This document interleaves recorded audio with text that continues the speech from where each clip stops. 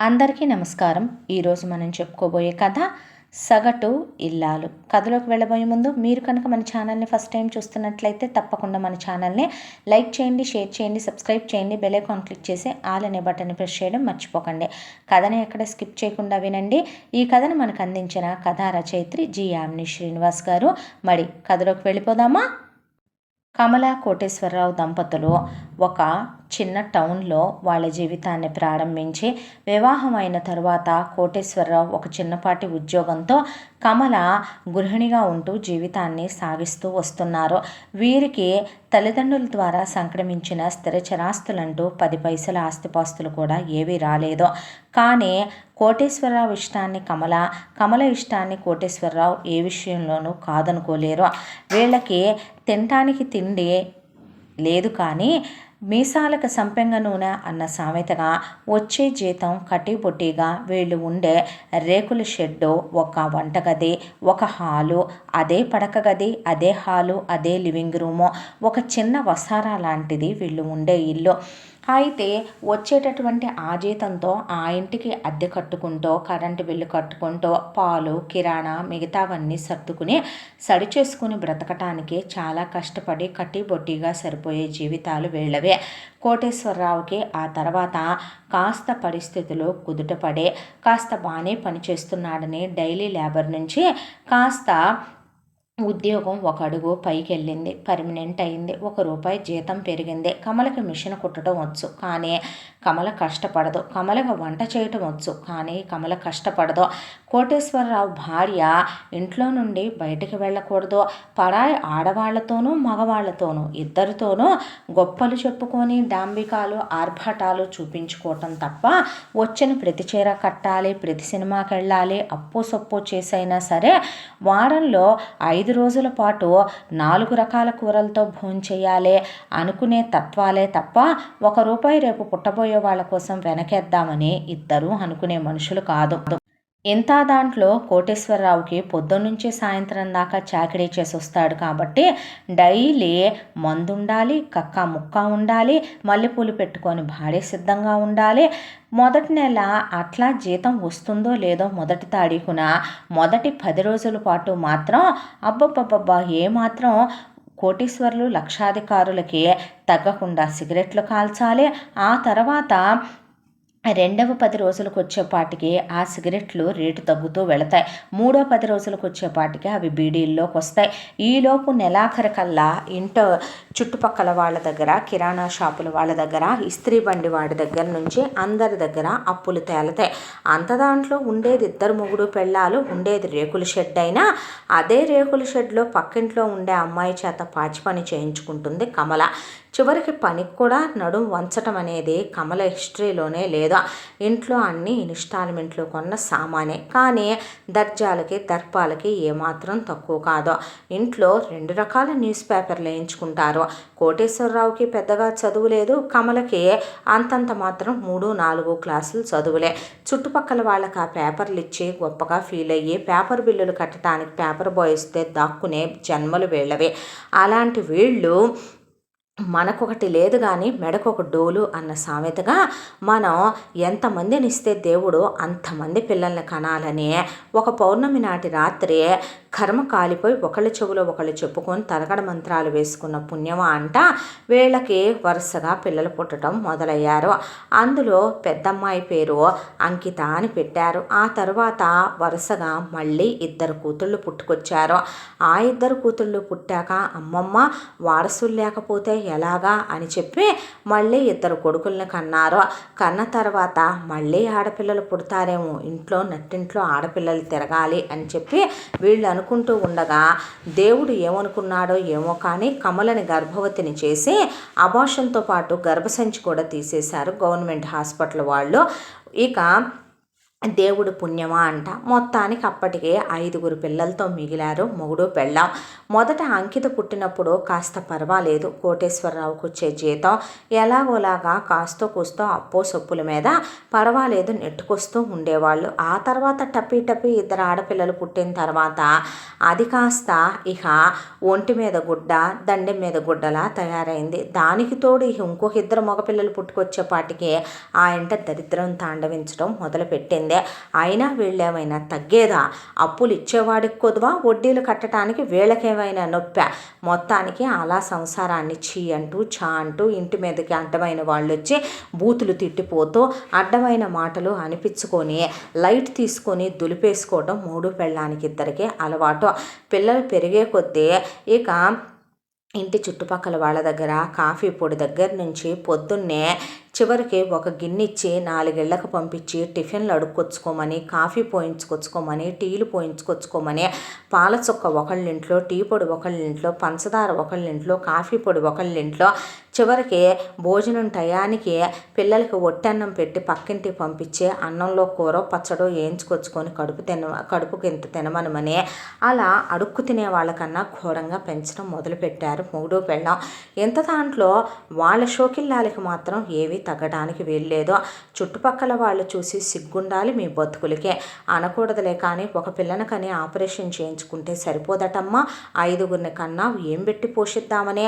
ఎవరైనా బిడ్డలు లేని వాళ్ళు ఉంటే ఇస్తే చల్లగా పెంచుకుంటారు, లేదంటే నీకు మిషన్ కుట్టడం వచ్చు, వంటలు చేయటం వచ్చు, శుభ్రంగా 4 ఇళ్లల్లో వంట పనికి వెళ్ళినా గౌరవంగా ₹1 వస్తుంది, నువ్వు మిషన్ కుట్టుకున్నా ₹4 మిగులుతాయి, లేదా ఏ క్యాటరింగ్ సర్వీస్ లాంటిదో పెట్టుకోవచ్చు. అది కాదు అంటే కనుక చక్కగా ఏ కర్రీ పాయింట్ పెట్టుకొని పచ్చళ్ళు కారాలు అలాంటివి కూడా అమ్ముకోవచ్చు. ఒక వెట్ గ్రైండర్ పెట్టుకొని పిండేసుకొని అమ్ముకోవచ్చు. అంత పాలు పెరుగు వెన్న నెయ్యి అమ్ముకోవచ్చు. నీ మొగుడు 5 వచ్చేస్తాడు. వచ్చిన దగ్గర నుంచి ఖాళీగా ఉండకుండా ఇంటర్ వరకు చదువుకొని సచ్చాడు కదా, కనీసం 7వ తరగతి 8వ తరగతి పిల్లల వరకైనా ట్యూషన్లు చెప్పుకుంటే ఎంతో కొంత ₹1 రాబడి కనపడుద్ది.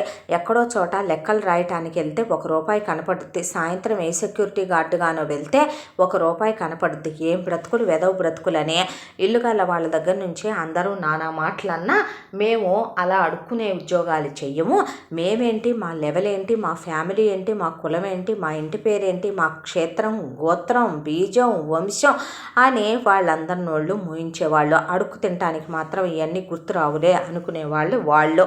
ఈ ఇంత దాంట్లో దేవుడంటూ పుట్టించిన తర్వాత బిడ్డలంటూ పుట్టిన తర్వాత పెరక్క మాంతారా, పగలు రాత్రి రాక మాంతాయా, అలా పిల్లలు పెరిగి పెద్దవాళ్ళయ్యారు. ఒకళ్ళ తర్వాత ఒకళ్ళని గవర్నమెంట్ స్కూల్లో పడేసి వచ్చింది కమల తీసుకెళ్ళి సందు చివర. ఆ గవర్నమెంట్ స్కూల్ వాళ్ళే ఫ్రీ యూనిఫామ్, ఫ్రీ బట్టలు, అలాగే చక్కగా ఫ్రీ ఫుడ్ ఒక పూట వెళ్ళిపోయేది. దానికి తోడు పిల్లలకి వాళ్ళే పుస్తకాలు కూడా ఫ్రీగా ఇచ్చేవాళ్ళు. గవర్నమెంట్ పుణ్యమా అంట ఇలా గడిచిపోతుంటే ఇంకేం నొప్పి. పిల్లలు మాత్రం అలా చదువుకుంటూ వెళ్తూ ఉండేవాళ్ళు. సంవత్సరం గ్యాపే అయినా పెద్దమ్మాయి అంకిత మాత్రం బాగా చదువుకునేదే. మిగతా పిల్లలు ఏదో ఇక అట్టెసర మార్కులతో లాక్కొస్తూ ఉండేవాళ్ళు. ఇలా పిల్లల భవిష్యత్తులు ఏంటి, రేపొద్దున పిల్లల జీవితాలు ఏమవ్వాలి, వేటి గురించి దిగులు లేదు. పెద్దమ్మాయికి ఓణీలు ఇవ్వాలని అప్పులు చేసి అబద్ధమాడి డబ్బులు తీసుకొచ్చి మొగుడు పెళ్ళాం ఇద్దరు కలిసి పెళ్ళైన కొత్తల్లో హనీమూన్కి వెళ్ళలేదని ఎంచక్క ఊటీ కొడైకెనాల్ తిరిగొచ్చారు. పెద్దమ్మాయి పెద్ద మనిషి అయింది, బంతి పెట్టాలని అప్పులు తీసుకొచ్చి ఇద్దరు కలిసి సిమ్లా వెళ్ళొచ్చారు. ఇలా గాలికి తిరిగి రావటం అలవాటు పడిపోయారు మొగుడు పెళ్ళాం. ఆ పెద్ద పిల్లే తన ఇంట్లో పని చేసుకుంటూ తమ్ముళ్ళని చెల్లెళ్ళని చూసుకుంటూ ఒకవైపున ఇంట్లో వంట పనులు అన్నీ చేసుకుంటూ ఇక పూలు మాల కట్టి మూరల లెక్కన అమ్ముతూ ఉండేది అంకిత చిన్నప్పటి నుంచి. అడుక్కు తినే బ్రతుకు నీ అమ్మా నాన్నలకి సిగ్గు శరం లేకపోయినా నువ్వన్నా నయమే తల్లి అని జాలితో ఇంటి చుట్టుపక్కల వాళ్ళు ఆ పిల్ల మీద దయ తెలుస్తూ ఉండేవాళ్ళు. కాలచక్ర భ్రమణంలో రోజులు గడిచిపోయినాయి. పెద్దమ్మాయి 10th క్లాస్ అయిపోయింది. అయిపోయిన తర్వాత గవర్నమెంట్ కాలేజీలో ఇంటర్మీడియట్లో జాయిన్ అయింది. 10th చాలా మంచి మార్కులతో పాస్ అయిందని లెక్చరర్లు ఇంటర్మీడియట్ పిల్ల ఎప్పటికైనా ప్రయోజకురాలవుద్దని ఎంత గవర్నమెంట్ కాలేజీ అయినా పిల్లని దగ్గర కూర్చోబెట్టుకొని చెప్పడంతో ఇంటర్ కూడా మంచి మార్కులతో పాస్ అయ్యి నేను డిగ్రీలో చేరాలి, తర్వాత పీజీ చేయాలి, తర్వాత గవర్నమెంట్ ఉద్యోగానికి రాసుకోవాలి సార్, ఆ తర్వాతే జీవితంలో ఏదైనా అని మరి పిల్ల అందరితో చెప్పి అలా ఇంటికి వచ్చిందో లేదో వచ్చేపాటికి పెళ్లి వాళ్ళు వచ్చి పెళ్లి చూపులకని రెడీగా కూర్చున్నారు. కూర్చునేసరికి పిల్లకి కాలు చెయ్యి ఆడలేదో.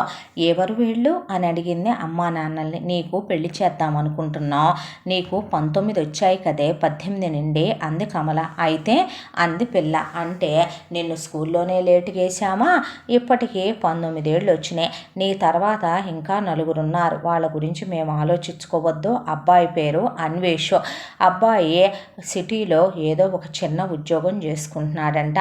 అమ్మ నాన్న వాళ్ళ అక్కలకి పెళ్ళిళ్ళు అయిపోయినాయి, వాళ్ళ అన్నయ్యకి అయిపోయింది, వాళ్ళ చెల్లెలు వాళ్ళ అమ్మ నాన్నల దగ్గరే ఉంటుంది, ఆ పిల్లకు బావ రెడీగా ఉన్నాడంట.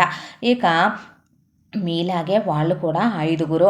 అయితే అబ్బాయి వేరు కాపురమే ఉంటాడు, నీకు ఎలాంటి ప్రాబ్లము లేదు అని చెప్పుకొచ్చింది కమల. నేను పెళ్లి చేసుకుంటానని నీకు ఎప్పుడు చెప్పానమ్మా, నేను డిగ్రీ చేయాలి, పీజీ చేయాలి, గవర్నమెంట్ జాబ్ రాసుకోవాలి, నేను కంప్యూటర్ నేర్చుకుంటున్నాను, టైప్ నేర్చుకుంటున్నాను, అలాంటిది నేను ఇప్పుడే పెళ్లి చేసుకుంటానని ఎవరితో అన్నాను, నువ్వెవరితో అనాల్సిన అవసరం లేదులే, కానీ నోరు మూసుకొని కమల నీ పెళ్లినాటి చీర దానికి కట్టపెట్టి తీసుకొచ్చి కూర్చోబెట్టు, పక్కింటి వాళ్ళని అడిగి నగలు తెచ్చావు కదా అవి వేసి పువ్వులు అదికి కట్టడానికి తీసుకొచ్చిన పువ్వుల్లోంచి కట్టి సిద్ధంగా పెట్టావుగా, తల్లో పెట్టి కూర్చోబెట్టు అని కోటేశ్వరరావు కూతుర్ని లాగి చెంప మీద ఒకటి తీసి నోరు మూసుకొని కూర్చో అక్కడ అన్నాడు.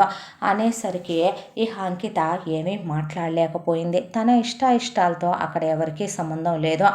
ఆల్రెడీ వీళ్ళు మాట్లాడేసుకున్న పెళ్లి చూపులు, మాట్లాడేసుకున్న పెళ్లి కొడుకు, మాట్లాడేసుకున్న పెళ్లి సంబంధం అని అర్థం కావటానికి ఎంతో సేపు పట్టలేదు. ఏమనుకుంటున్నావే, నీ తర్వాత ఇంకా మాకు నలుగురున్నారనే విషయం మర్చిపోయావా ఏంటి? నీ పాటికి నువ్వు ఉద్యోగాలు చేస్తా, ఊళ్ళు వెళ్తా, నువ్వు చదువుకుంటాను, ఉద్ధరిస్తాను అంటే ఆడదానివే. ఎవరి దగ్గర కాలు జారి కడుపులు తెచ్చుకుంటే రేపొద్దున మా నెత్తి మీద ఆ మరకలు అంటించుకొని తిరగమంటావా అని కమల మొట్టికాయలు వేస్తూనే రెడీ చేసింది. తీసుకెళ్ళి కూర్చుంటే నచ్చాడా నచ్చలేదా ఇలాంటివి ఏమీ లేవు. వాళ్ళకి ఆల్రెడీ తను నచ్చేసిందని ఫోటో చూసి వాళ్ళు ఫిక్స్ అయ్యే వచ్చారని అర్థమైపోయింది అంకితకే. ఏమీ మాట్లాడలేదు. కట్న కానుకల గురించి మాట్లాడుకుంటుంటే తలుపు పక్కన నుంచుంటే 2 లక్షల రూపాయలు కట్నం, 1,00,000 రూపాయలు ఆడపడుచు లాంఛనాలు, 1,00,000 రూపాయలు పెళ్లి ఖర్చులు, మొత్తం ఇక అబ్బాయికి మిగతా బంగారానికి కానీ మిగతా వాటికి కానీ అబ్బాయికి ఒక బండి కొని పెట్టడానికి కానీ 1,00,000, మొత్తం 5 లక్షల రూపాయలకి మాట్లాడేసుకున్నారు.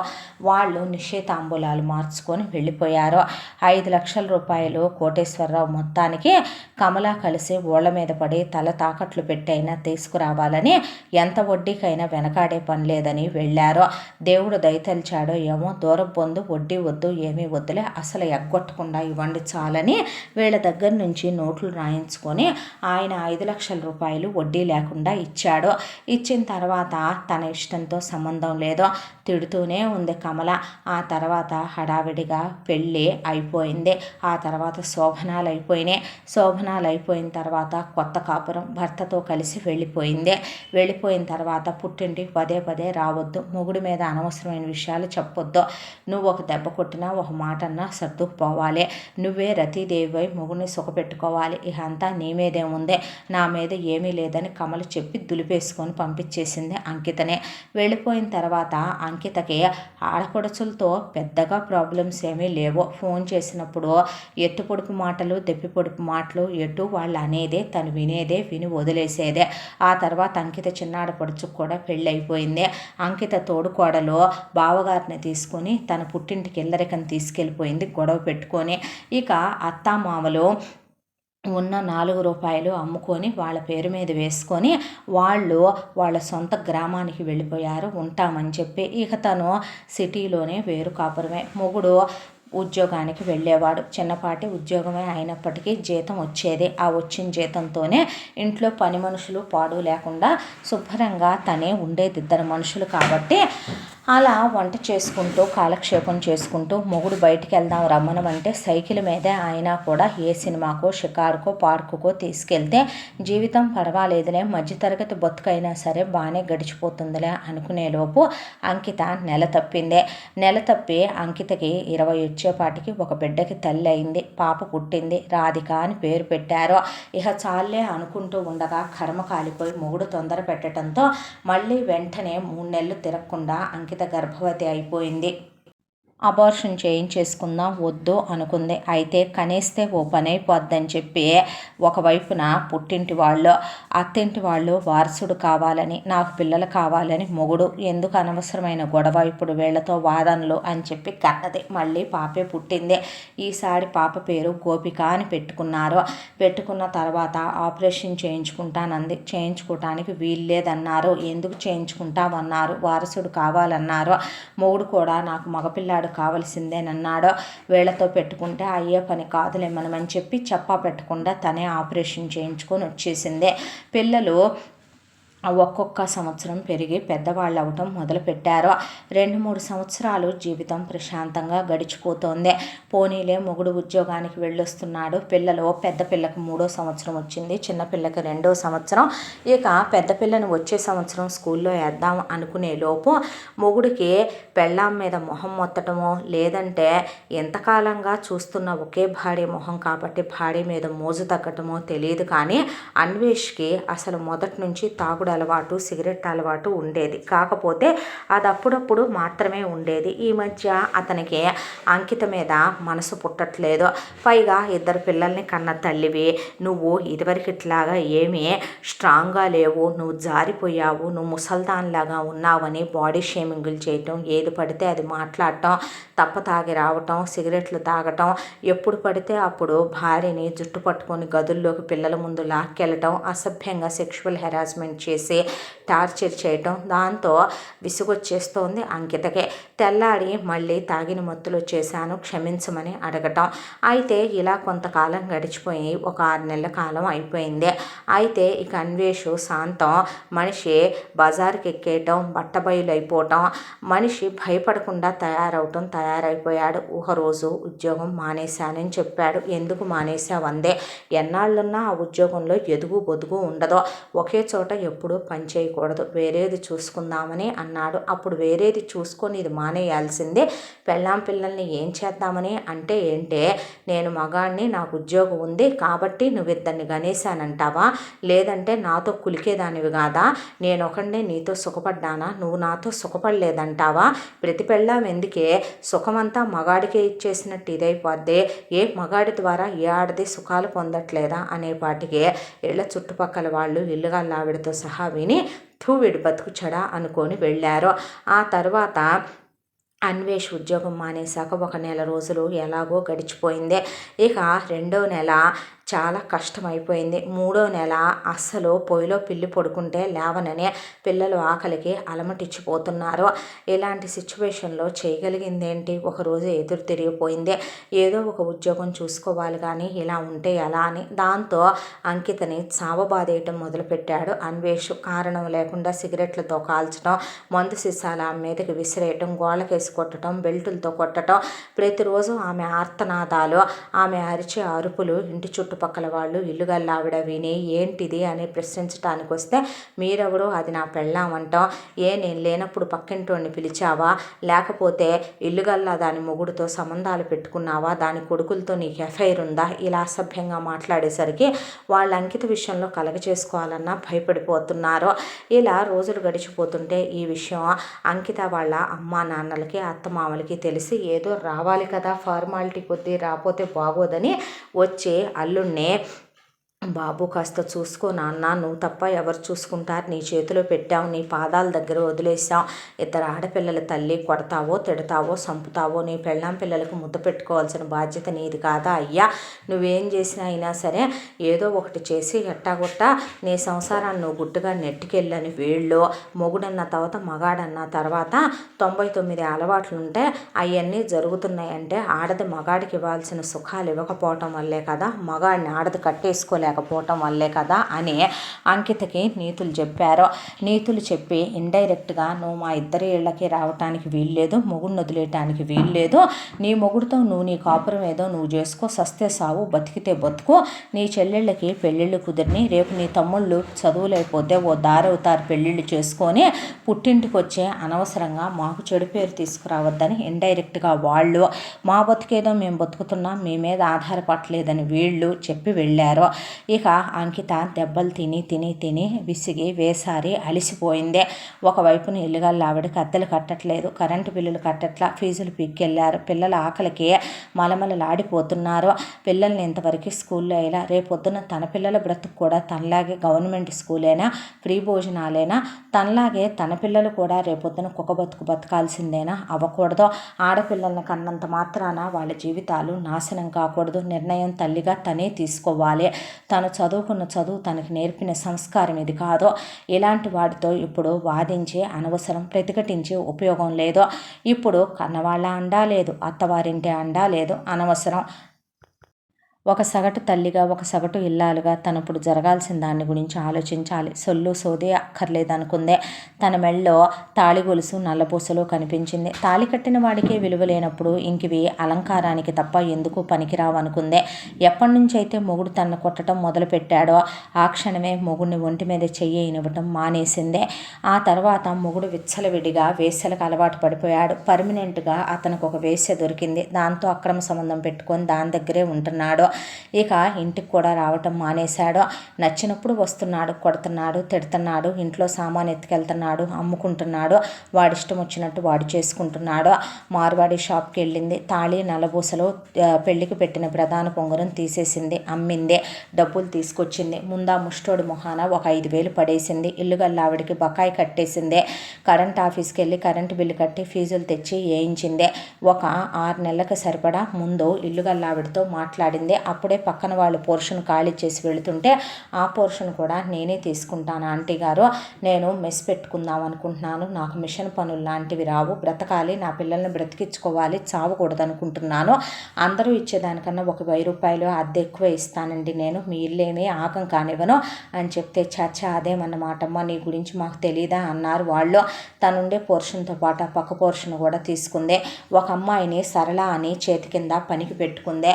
కావలసిన క్యాటరింగ్ సామాను, మెస్సుకు కావాల్సిన సామానన్నీ కొనుక్కొచ్చింది. ఒక ఫ్లెక్స్ వేయించుకొచ్చి బయట తగిలిచ్చిందే. దాంతోపాటు తనకు వంట వచ్చు కాబట్టి వంటకి ఎవరిని హైర్ చేసుకోలేదు. ఇక తనే స్వయంగా సరళ సహాయంతో పెయింట్లు వేసుకుంది, మెస్ అని రాసుకుందే. రాసుకున్న తర్వాత ఇల్లు గల్లావిడికి 6 నెలలకు ఒకసారి అద్దె ఇచ్చేసింది. కరెంటు బిల్లు ఏ నెలదో ఆ నెల కడతానని చెప్పింది. కావలసిన సరుకులన్నీ తెచ్చింది. ముందు పసివాళ్ళకి సిగ్గుదాచుకోవటానికి కూడా మొల మీద బట్టలు లేవు, వెళ్ళి బట్టలు కొనుక్కొచ్చింది. పిల్లలకి స్నానాలు చేయించింది. పిల్లల్ని ఒక స్కూల్లో జాయిన్ చేసింది. కడుపు నిండా తిండి పెట్టుకుందే. ఇక వాడు ముష్టోడి మొహాన ఒక 5,000 అన్వేష్ మొహాన పడేసిందే. ఆ తర్వాత ఇక బ్యాంకులో ఒక అకౌంట్ ఓపెన్ చేసుకుందే. ఒక మంచి రోజు చూసుకొని పంతులు గారితో స్టార్ట్ చేయించిందే.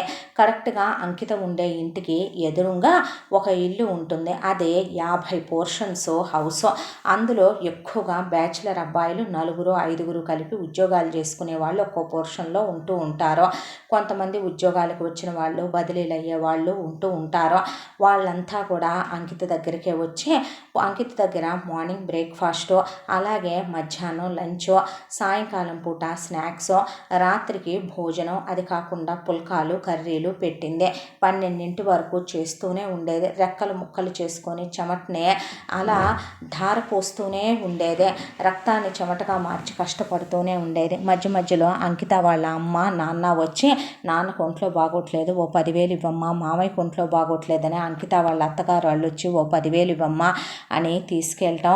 ఇక అంకితని బాగానే ఉందగా నీ పని అంటాం.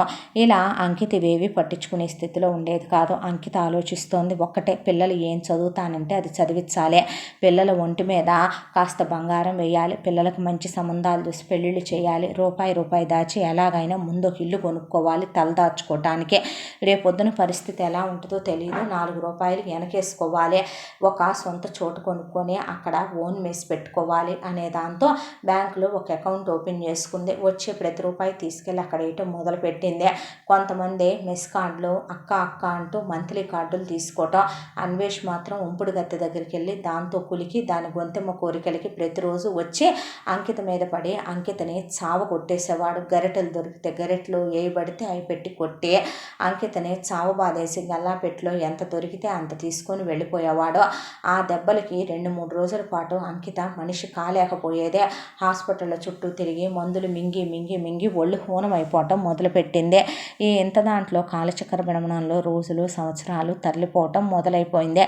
పిల్లలు కాస్త పెద్దవాళ్ళు అయ్యారు. పెద్ద పాపకి 12 ఏళ్ళు, చిన్న పాపకి 11 సంవత్సరాలు. జీవితంలో ఒక్కొక్క రూపాయి కష్టపడి పోగు చేస్తోంది. పిల్లల్ని మంచి స్కూల్లో వేసి చదివిస్తోంది. పిల్లలకి తనే చదువు చెప్పుకుంటోంది. సరళకి ఏ పూట డబ్బులు ఆ పూట ఇచ్చి పనంతా నేర్పింది. చిన్న కర్రీ పాయింట్ లాగా కూరలు కొనుక్కెళ్ళే వాళ్ళు కూరలు, భోజనాలు చేసే వాళ్ళు భోజనాలు, రాత్రి 12 వరకు కష్టపడుతూనే ఉండేది. అయినా సరే జీవితానికి సుఖం లేకుండా ఏ రోజు మొగుడు అర్థం చేసుకునేది లేదు, కన్నీరు తుడిచేది లేదు, తిన్నావా తినలేదా అని అడిగేది లేదు. మనిషి జీవితంలో ఓ పండగ లేదు, ఓ పబ్బం లేదు, ఒక శుభం లేదు, ఒక అశుభం లేదు, ఒక సుఖం లేదు, ఒక మనశ్శాంతి ప్రశాంతత అనేవి కనుచూపు మేరల్లో కూడా కనపడేవి కాదు. ఇప్పుడు వాటన్నిటి గురించి ఆలోచించకూడదు. ఇంతలో చెల్లెళ్ళకి పెళ్ళిళ్ళు అయిపోయినాయి, తమ్ముళ్ళకి పెళ్ళిళ్ళు అయిపోయినాయి, ఆడపడుచులకి పిల్లలు పుట్టడం, అత్తగారు వాళ్ళు వచ్చి మేనమామలు ఇచ్చేయాలి, మేనత్తలు ఇచ్చేయాలి అనే అవి ఇవి అని పట్టుకెళ్ళటం విసిగేసిపోయింది అంకితకు కూడా. పిల్లలు బాగా చదువుకుంటున్నారు, అన్నిట్లో ఫస్ట్ ర్యాంకుల్లో ముందుంటున్నారు. చిన్నపిల్ల కాస్త తెంగరది, పెద్ద పిల్ల మాత్రం బాధ్యత ఎరిగిన పిల్ల రాధిక. చాలా తెలివైంది కూడా. తల్లికి పిల్లలిద్దరూ ఎదురు మాట్లాడరు, తల్లిని అర్థం చేసుకుంటారు. అమ్మమ్మ తాతయ్య వస్తే ఇలాంటి తాగుబోతు వెధవ తప్పుడు వాడు తప్ప మా అమ్మకి ఇచ్చి చేయటానికి మంచోడే దొరకలేదా మీకు? కొట్టి కొట్టి మా అమ్మ ఒంట్లో ఎముకలన్నీ సున్నంలా రాలిపోతున్నాయి. మా అమ్మ ఏం తప్పు చేసిందని మా అమ్మను కొడుతున్నాడు అసలు. మీరేం మాట్లాడకుండా పైగా వచ్చి సిగ్గు లేకుండా మా ఇంటి మీద పడి తిని మా మెస్ మీద ఉన్న పచ్చళ్ళు కారాలు ఎత్తుకెళ్తూ పైగా మా అమ్మ దగ్గర డబ్బులు ఎత్తుకెళ్తున్నారు, సిగ్గు లేదా అని అడిగేది పెద్ద పిల్ల. పిట్ట కొంచెం కూతగానం పెద్ద పెద్ద మాటలు మాట్లాడుతుంది, చూసుకోమని అంకితకి చెప్తే వచ్చిన వాళ్ళు మీకు కావాలి అంటే 1 రూపాయి అడగండి అని అత్త వనజని, మామ వెంకటేశ్వరరావుని, అమ్మ కమలా కోటేశ్వరరావుల్ని ఇస్తాను, నా పిల్లల్ని ఒక్క మాట అన్నా కూడా నేను ఊరుకోనని తెగేసి చెప్పింది అంకిత. ఈ ఇంత దాంట్లో రోజులు గడిచిపోతూ ఉండగా వీళ్ళ ఇంటికి ఆ ఎదురు ఉండేటటువంటి 50 పురుషుల ఇంట్లోకి చాలామంది వస్తూ ఉంటారు, ఉద్యోగాల బదిలీల మీద వెళుతూ ఉంటారు. అక్కడికి ఒక అబ్బాయి కొత్తగా వచ్చాడు. ఆ అబ్బాయి పేరు వసంత్. అయితే ఇలా అంకితని అన్వేష్ కొట్టడం తిట్టడం అక్కడ వాళ్ళందరికీ ఇల్లుగల్లావిడితో సహా తెలిసిన విషయమే. అయితే ఒకరోజు వసంత్ వచ్చి భోంచేస్తూ ఉండేసరికి అన్వేష్ వచ్చి అంకిత మీద పడి గల్లాపెట్టులో నానాటికి ఉంపుడు గత్తె కోరికలు పెరిగిపోవడంతో 5,000 ఇవ్వు 10,000 ఇవ్వంటే ఎక్కడి నుంచి తెచ్చిమ్మంటావు అని అంకిత అనేసరికి, నేను కనుక్కోలేదనుకుంటున్నావేమో, నువ్వు బ్యాంకులో డబ్బులు వేస్తున్నావని నేను నిన్ను అడిగితే ఎక్కడేస్తున్నానని చెప్పావు కదే, బ్యాంకు సెక్యూరిటీ గార్డుకి ఒక 300 ఇచ్చేపాటికి వాడు నువ్వు డబ్బులు దాయటానికి వస్తున్నావని నాకు చెప్పాడులే అని అంకితను పడేసి కొట్టేసి డబ్బులు లేవందని పిల్లమెళ్ళలో గొలుసు తెంచుకొని వెళ్ళిపోయాడు వాడు. ఇంత జరుగుతుంటే మీరెందుకు చూస్తా ఊరుకుంటారండి? పోలీస్ కంప్లైంట్ ఇవ్వకుండా ఎందుకు ఇలా పడుతున్నారు అంటే, అతను పరాయివాడైతే కంప్లైంట్లు ఇస్తారు బాబు, అతనేమి పరాయివాడు కాదు, ఆ అమ్మాయి భర్త. అయినా అర్థం చేసుకోవాల్సిన మొగుడు, బాధ్యత పంచుకోవాల్సినటువంటి మగాడు అయ్యుండి వాడే అలా చేస్తుంటే ఆ పిల్ల ఇంకెవరికి చెప్పుకుంటుంది? పోలీస్ స్టేషన్లకు వెళ్ళి కేసులు పెట్టినంత మాత్రాన ఆడపిల్లల బతుకులు బాగుపడిపోతాయంటే 190 మంది అదే చేద్దురు. ఏం చేద్దాం, ఎవరి రాత ఎవరికి వచ్చుద్ది అన్నారు అక్కడ వాళ్ళు. అందరూ అక్క అక్క అని అంకితతో మాట్లాడటం, అంకిత తిను, వచ్చిన పని చూసుకొని వెళ్ళు, ఇవేవి మారేవి కాదులే కానీ నీది ఉడుకు రక్తం కాబట్టి నీకు ఇలా అనిపిస్తోంది అని. ఇంతకీ ఏం చదువుకున్నావు అని అడిగిందే. ఇంజనీరింగ్ అయిపోయిందండి, 1 ఇయర్ అయింది, జాబ్ చేస్తున్నాను, ట్రాన్స్ఫర్ వచ్చిందని ఇక్కడికి వచ్చాను అన్నాడు వసంత్. మంచిది, నీకు భోజనం నచ్చింది కదా, కడుపు నిండా తిను, ప్రశాంతంగా వెళ్ళి నీ ఉద్యోగం నువ్వు చేసుకో, ఎవరూ మార్చగలిగినవి కాదులే అని అంకిత అక్కడి నుంచి వెళ్ళిపోయింది. ఆ తర్వాత ప్రతిరోజు వసంత్ గమనిస్తూనే ఉండేవాడు అంకితనే. అయితే ఆ 50 పోర్షన్ల ఇల్లుగల్ల ఆయనకి ఆయన భార్యకి పడదు. ఆయన భార్యని ఎప్పుడు కట్న కానుకల విషయంలో ఏదో ఒకటి దెప్పి పొడుస్తూ ఇస్తూనే ఉంటే ఆవిడ ఆయన భోజన ప్రియుడైతే కావాలని ఆయనకు నచ్చినవి తప్ప వేరే ఏదో ఒకటి వండుతూ ఉండేదే. అందుకని చెప్పి వాళ్ళు ప్రతిరోజు కూడా అంకిత దగ్గరికే వచ్చి క్యారియర్ పట్టుకెళ్తూ వాళ్ళ అమ్మాయి వచ్చేది ఇక్కడికే. వాళ్ళ అమ్మాయి వసంత్ వైపు చూసే తెగ మురిసిపోతూ కావాలని గంటలు వచ్చి అంకిత వాళ్ళ మెస్ దగ్గరే ఉంటే వెళ్ళమ్మా భోజనం ప్యాక్ చేశాను అంటే వెళ్తున్నా అక్క అని అక్కడే ఉండేదే. వసంత్ని చూసే తలదూకుంటూ వసంత్కి సైట్ వేస్తుందని అర్థమై వయసు ప్రభావం అని నవ్వుకునేది అంకిత. ఇంత దాంట్లో అంకితకి ఇప్పుడు 33 సంవత్సరాలు వచ్చేసాయి. పెద్ద పాపకి 13 ఏళ్ళు, చిన్న పాపకి 12 ఏళ్ళు. ఇక ఒక రోజున అన్వేషు గొంతెమ్మ కోరికలు పెరిగిపోయాయి. పాపం పండిపోయే రోజు ఎవరికైనా ఒకటి వస్తుందేమో బహుశా వచ్చి ఒక్కసారిగా తన ఉంపుడు గత్తె అడిగిందని చెప్పి అంకితని ఒక 50,000 ఇమ్మనమని అడిగాడు.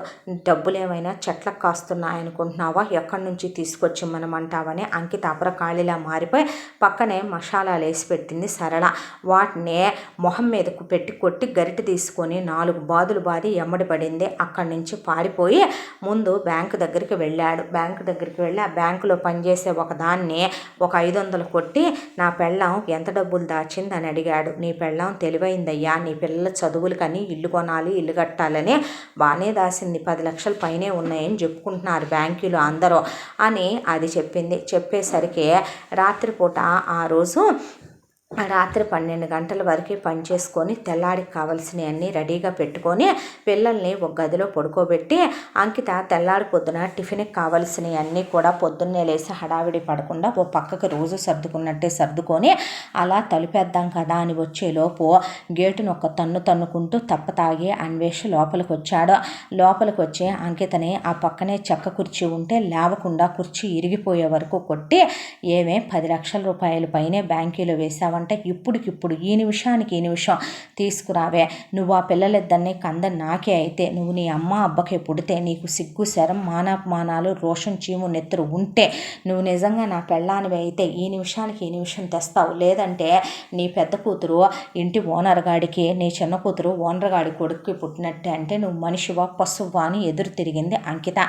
వీటి కోసమేగా నువ్వు డబ్బులు దాస్తున్నావు అని పిల్లలు పడుకున్న గదికి తాళం వేసేసి గడి పెట్టేసి పెట్రోల్ పోసేశాడు. పెట్రోల్ పోసి ఇల్లంతా తగలబెట్టేసి అంకిత లేవలేకపోయింది. తల పగలగొట్టేశాడు.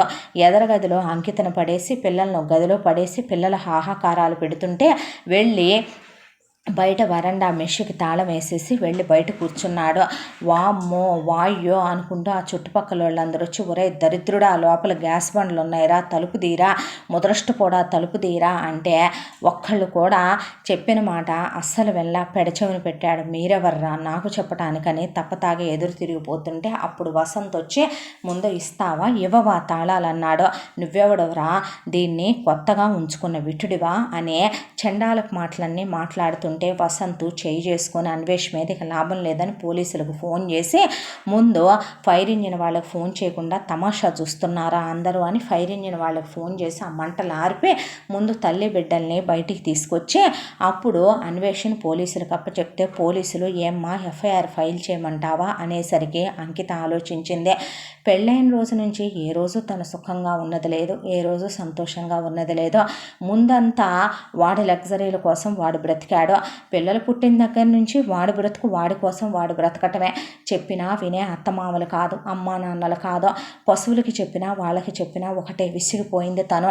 ఇవాళ పిల్లల్ని చంపటానికి కూడా వెనకాడలేదు. రేపొద్దున పసి ప్రాణాలకి ఎప్పుడైనా వీడి గురించి ముప్పే ఉంది అనే దాంతో మొత్తానికి తీసుకెళ్ళిపోమని మంది. అలా ఎఫ్ఐఆర్ ఫైల్ అయిపోయి మొత్తానికి కేసు కోర్టుకు వెళ్ళింది. కోర్టుకు వెళ్ళిన తర్వాత అక్కడికి అంకిత వాళ్ళ అమ్మ నాన్న అత్తామామలు వచ్చి ఉసే బ్రతికిచ్చిందానా, నీకు 2 ఆడపిల్లలు ఉన్నారని మర్చిపోయావా, నువ్వు ఆడదాన్నని మర్చిపోయావా, నువ్వు వీధికి ఎక్కుతావా, వాడికి అసలు నువ్వు శిక్షలే ఇద్దామనుకోవటం ఏంటి, నువ్వు మనిషివా పశువా, మగాడన్నాక ఎన్నో తప్పులు చేస్తాడు, ఆడది దిద్దుకుపోవాలి, అసలు నువ్వు ఒంటి మీదే చెయ్యించుకుంటే వాడెందుకు ఉంపుడు గత్తెల దగ్గరికి వెళ్తాడు, వాడు తాగుతున్నాడే అనుకో గుట్టుగా నువ్వే ఇంట్లో 4 పెగ్గులు మందులు కల్పిస్తే మీ నాన్నలాగా తాగి పడుకోవడానికి కమలొక పక్క, మరే ఎవరికి లేవు మీ మామ ఈ వయసులో కూడా ఉంపుడుగత్తెల దగ్గరికి వెళ్తే నేను వచ్చాక స్నానం చేయించి ఆయన్ని మళ్ళీ నేను సుఖపెట్టట్లా, మగాడన్న తర్వాత మూతి తుడుచుకోవటం మామూలేనని వనజ, ఇక మోస్తారా మీరు అందే అంకిత.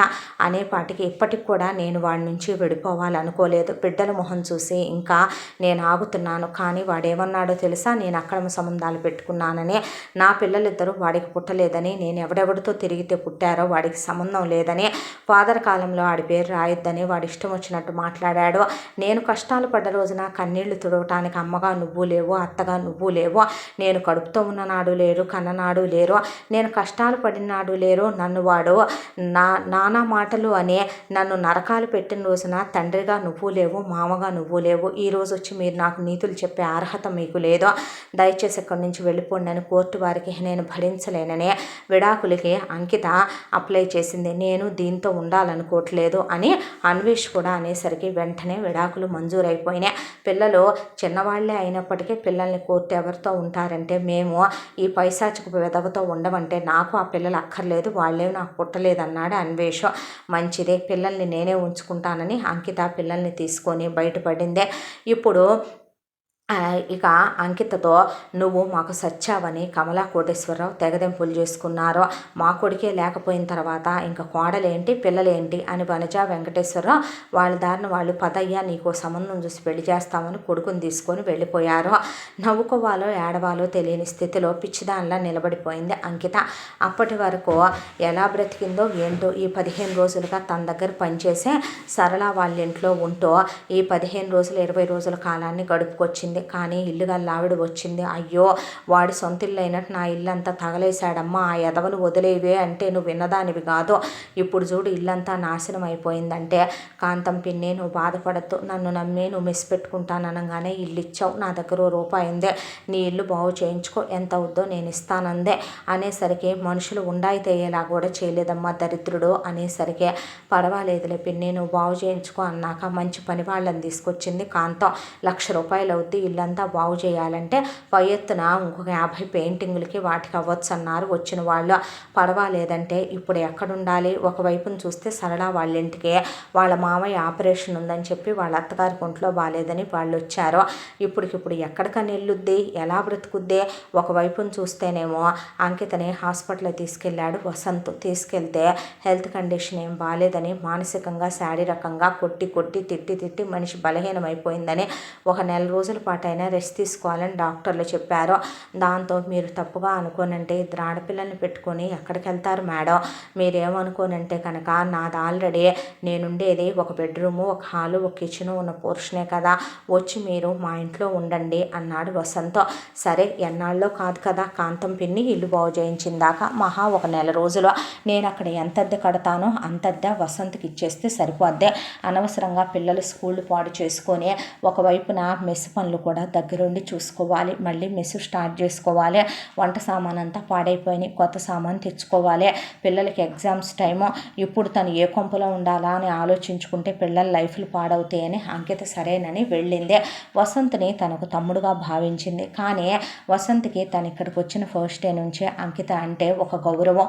అలాగే తెలియకుండానే అతను ఆమెని ఇష్టపడ్డాడు. ఇష్టపడి ఇంట్లో వాళ్ళు పెళ్లి చేసుకోమని ఎటు తొందర పెడుతున్నారు. వాళ్ళని వీళ్ళని ఎందుకు అంకితనే చేసుకుంటే పోలా, మహా అయితే తనకన్నా వయసులో 8 ఏళ్ళు పెద్దది. అయితే ఏమిటట, పెద్ద పెద్ద సినిమా హీరోలే వయసులో తమకన్నా పెద్దవాళ్ళని చేసుకుంటున్నారు.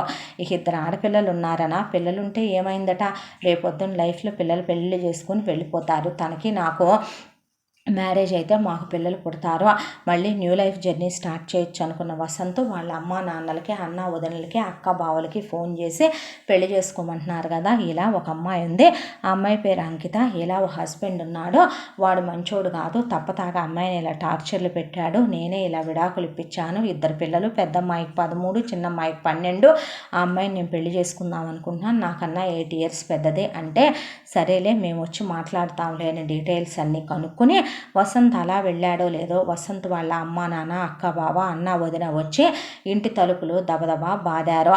అయితే అప్పుడే అంకిత పిల్లలు స్కూల్కి వెళ్ళిపోయి సాయంకాలం అవుతుండగా పిల్లలు వచ్చారేమో అనుకొని తలుపు తెరిచింది అంకిత. ఎవరండి అంటే, నా కొడుకు ఇంట్లో ఉంటూ మమ్మల్ని ఎవరని అడుగుతావేంటి కులత అన్నారు. అనేపాటికి కాస్త నోరు సంభాళించుకొని మాట్లాడండి. మీరు వాళ్ళ అమ్మ నాన్న ఏది పడితే అది మాట్లాడితే పద్ధతిగా ఉండదు. నేనెవరో మీకు తెలుసా? ఎందుకు తెలియదే? నీ మొగుడు పనికిమాలిన వెధవే అనుకో, నీ మొగుడు చేతకాని సన్నాసే అనుకో, వాడు హిజ్రాగాడు బృహన్నల, వాడు ఎందుకు పనికిరాని వెధవే అయితే కనుక నువ్వు వాడిని వదిలేస్తే ఎవడో ఒకడు నీకు తగ్గవాడికి నువ్వు వెళ్ళి బ్రతకాలే. వావి వరసలు లేనిదాన, నీతి జాతి లేనిదాన, నీ కులమేంటి మా కులమేంటే, నీ బతుకేంటి మా బతుకేంటే, మేమేంటో మా లెవెల్ ఏంటో తెలుసా, మా స్థితిగతులు ఏంటో తెలుసా? నువ్వు పూటకోళ్ళ ఇల్లు పెట్టుకొని నడుపుకునే వంటలక్కవే. నీ బ్రతుకేంటి మా బతుకేంటి? మా అబ్బాయి ఇంజనీరింగ్ చదువుకున్నాడు, వాడి వయసు ఎంతే 25 ఏళ్ళు, నీ వయసు అంతా 33 ఏళ్ళు. అయినా ఇంకో 10 ఏళ్లలో నీ కూతుళ్ళకు కూడా పెళ్ళిళ్ళు కాబోతున్నాయి. అవ్వ సిగ్గు శరం మానాలు ఉండొద్దు. వాడిని మారకం వేసావన్నమాట, వాడిని లొంగ తీసుకున్నావన్నమాట. వాడికి ఏ సుఖాలు చూపించావే, ఏ వేసావే? రోజు నీ దగ్గరే తింటున్నాడుగా, ఏ మందు కలిపి పెట్టావే, ఏ మొత్తు ముందు జల్లావే? పాపిష్టిదానా, వాడిని లొంగ తీసుకొని మా ఇంటికి కోడలను అయిపోయి కులుకుతామనుకుంటున్నావా? అవ్వ లోకం సంగతి తెలిస్తే, అసలు లోకంలో నీ గురించి తెలిస్తే ఎవరైనా ఏమంటారే? ఉమ్మూసిపోతారు నీ మొహాన. చిచ్చే, నీకన్నా వేసలు నయం కాదటే పూటకోళ్ళ ఇల్లు పెట్టుకొని ఇలా మగాళ్ళందరినీ మారకం వేసి గంటల లెక్కను సుఖపెడుతూ ఎవడు దొరుకుతాడా అని. వీడైతే వయసులో ఉన్నాళ్లే, ఎటు మా మాట వినే రకం కాదలేమనమని చాలా తెలివిగా వాడిని బుట్లో వేసుకున్నావన్నమాట. అనేపాటికే అంకిత కూతుళ్ళిద్దరూ అక్కడికి వచ్చి, పెద్ద పిల్ల పిచ్చి పిచ్చిగా వాగితే మర్యాదగా ఉండదు, మా అమ్మని ఇష్టం వచ్చినట్టు మాట్లాడారంటే పళ్ళు రాలిపోతాయి ఏమనుకుంటున్నారు అనేపాటికి, వామ్మో వామ్మో వామ్మో పిల్లకాకేం తెలుసు, ఉండేది దెబ్బ అనుకున్నా, దీని గోతిలో పెట్ట, దీని కాళ్ళు చేతులు పడిపోను, ఇది ఒక్కరవు లేదు, ఎంతెంత మాటలు మాట్లాడుతుందే. నీ అమ్మ నా కొడుకుతో కులుకుతుందే, అమ్మ ఒక్కటే కులుకుతుందా, కూతుళ్ళిద్దరిని కూడా కలిపి తార్చుకుంటూ ముగ్గురు కలిపి బతుకుతున్నారా, మీ బతుకులు ఇచ్చాడా అనేపాటికి అక్కడికి ఎల్లుగల్లావిడ. ఒకవైపున ఆ 50 పోర్షన్లో ఒక పోర్షన్ వసంత్కి అద్దెకిచ్చిన వాళ్ళు, వాళ్ళ అమ్మాయి అందరు అక్కడికి వచ్చారు. వసంత్ వచ్చాడు. ఏం జరిగింది అనేపాటికి అంకిత, నువ్వు మీ వాళ్ళకి ఏం చెప్పావు నా గురించి అని అడిగింది. ఏం చెప్పేది ఏముందండి, నాకు మీరంటే గౌరవం ఉంది, విలువ ఉంది. నాకు వచ్చిన మొదటి రోజు నుంచే మీ మీద ఇష్టం ఏర్పడింది. దాంతోనే ఎటు ఆ దుర్మార్గుడు ఇప్పుడు మీ జీవితంలో లేడు కాబట్టి, మీరు జీవితంలో ఏ సుఖం సంతోషం అనుభవించలేదు కాబట్టి నాకు నువ్వు లైఫ్ ఇద్దామనుకున్నావా అందే అంకిత. అది కాదండి, ఇందులో లైఫ్ ఇచ్చేదేముంది, నేను మిమ్మల్ని ఇష్టపడుతున్నాను, పెళ్లి చేసుకుందాం అనుకుంటున్నాను. నీకు నాకు పెళ్ళేంటి అసలు నాకు అర్థం కాలేదు. నేను నిన్ను పెళ్లి చేసుకోవటం ఏంటి, తప్పేంటండి, వయసు అని ఆలోచిస్తున్నారా?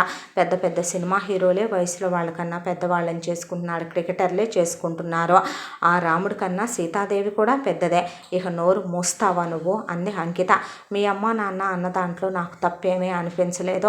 నిజంగానే ఇంకో 10 ఏళ్లలో నా కూతుళ్ళిద్దరికీ పెళ్ళైపోద్ది. నేను ఇప్పుడు దేని గురించి ఆలోచించే స్థితిలో లేను. ఒక రకంగా చెప్పాలంటే నేను మానసికంగా శారీరకంగా అలసిపోయాను.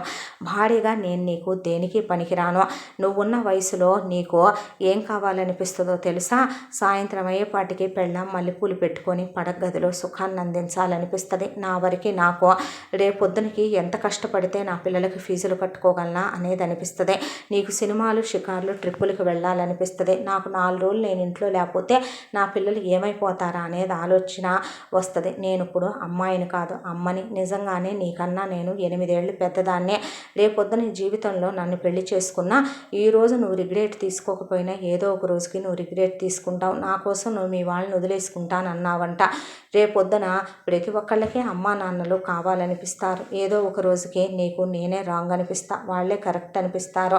నువ్వు తీసుకున్న డెసిషన్ తప్పు అనిపిస్తుంది. నా పిల్లలకి నువ్వు తండ్రివి ఎప్పటికీ కాలేవు. ఎందుకంటే నాకన్నా నువ్వు 8 ఏళ్ళు చిన్నోడివి. మహా అయితే నా చిన్న తమ్ముడు వయసు నీదే. అసలు నీ ఇంట్లో నేను ఎందుకున్నానో తెలుసా? ఇల్లుగల్లా ఆంటీ కాంత చూసుకొని ఇల్లు బాగు చేయిస్తుంది. ఎదురుగా ఉంటే దగ్గరుండి మెస్ పనులన్నీ చూసుకోవచ్చు. లెక్క కట్టి నీకు ఇంటెద్దే కరెంటు బిల్లు ఇచ్చేసి వెళ్ళొచ్చు. పిల్లలకి ఎగ్జామ్స్ ఉన్నాయని ఇక్కడున్నాను తప్ప నేను నీ మీద మోజుపడో నీ మీద ఇష్టంతోనో నిన్ను పెళ్లి చేసుకున్నామనో ఏ రోజు లేనో.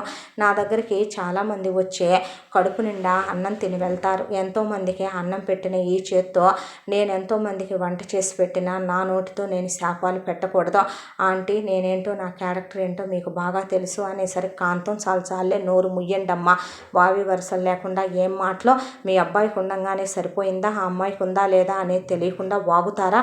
వామ్మో వామ్మో ఇక్కడ అన్నీ అనకూడదులే కానీ తార్చి మొహాల్లాగా ఉన్నాయి, థూ ఏం మందా అనేశారు వసంత్ వాళ్ళ ఇంట్లో వాళ్ళు. అమ్మ నోరు మూస్తారా లేదా మీరు? అక్క పావని పెళ్లి చేసుకోవటం తప్పులేదు, అన్నయ్య లవ్ మ్యారేజ్ చేసుకుంటే తప్పులేదు, నువ్వు నాన్న చేసుకుంటే తప్పులేదు, నోరు ముయ్యరా? మీ నాన్న నేను మేమేమన్నా వావి వరుసలు లేకుండా చేసుకున్నామా? లేదంటే మీ అక్క బావ అలా చేసుకున్నారా? అన్నయ్య వదిన అలా చేసుకున్నారా? ఇద్దరు పిల్లల్ని తల్లిని చేసుకోవాల్సిన కర్మ నీకేం పట్టిందిరా? అసలు నీ రాతకేం పట్టిందిరా నీ దరిద్రం? బాగా చెప్పారు. నిజమే, ఈ 50 పోర్షన్ల ఇల్లున్నా ఆయన కూతురే నీ మీద మనసు పడుతోంది. నీకోసం గంటలు గంటలు మెస్ దగ్గర ఉంటుంది.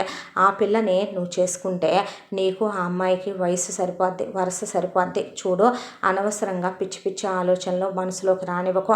నీ మీద నాకు ఏ రోజు అలాంటి ఫీలింగ్ లేదో అని అంకిత అటు తిరిగి వసంత్ వాళ్ళ అమ్మా నాన్నని ఊడుకుంటున్నాను కదా, చాతగాంతనంగా మొగుడు ఎటు లేడు కదా, ఏమన్నా పడతాను అనుకుంటున్నారేమో. వాడున్న రోజునే మీకు విషయం తెలుసా, నేను ఎవడి దగ్గర పడుకున్నా ఎవడి పక్కెక్కినా ఏం చేసి కులికినా సరే వాడు ఒక మాట అనే వెదవ కాదు.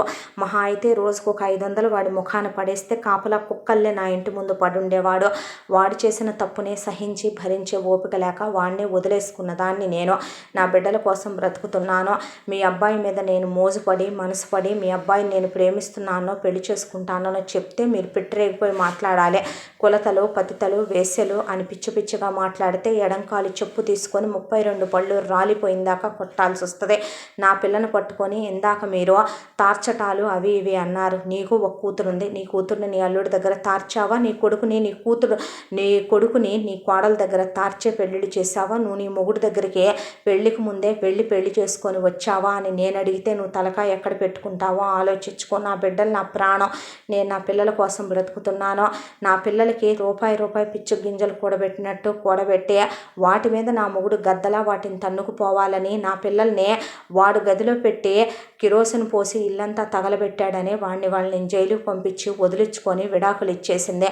అలాంటిది నువ్వంటే నేనెందుకు ఊరుకుంటానే నా పిల్లల్ని?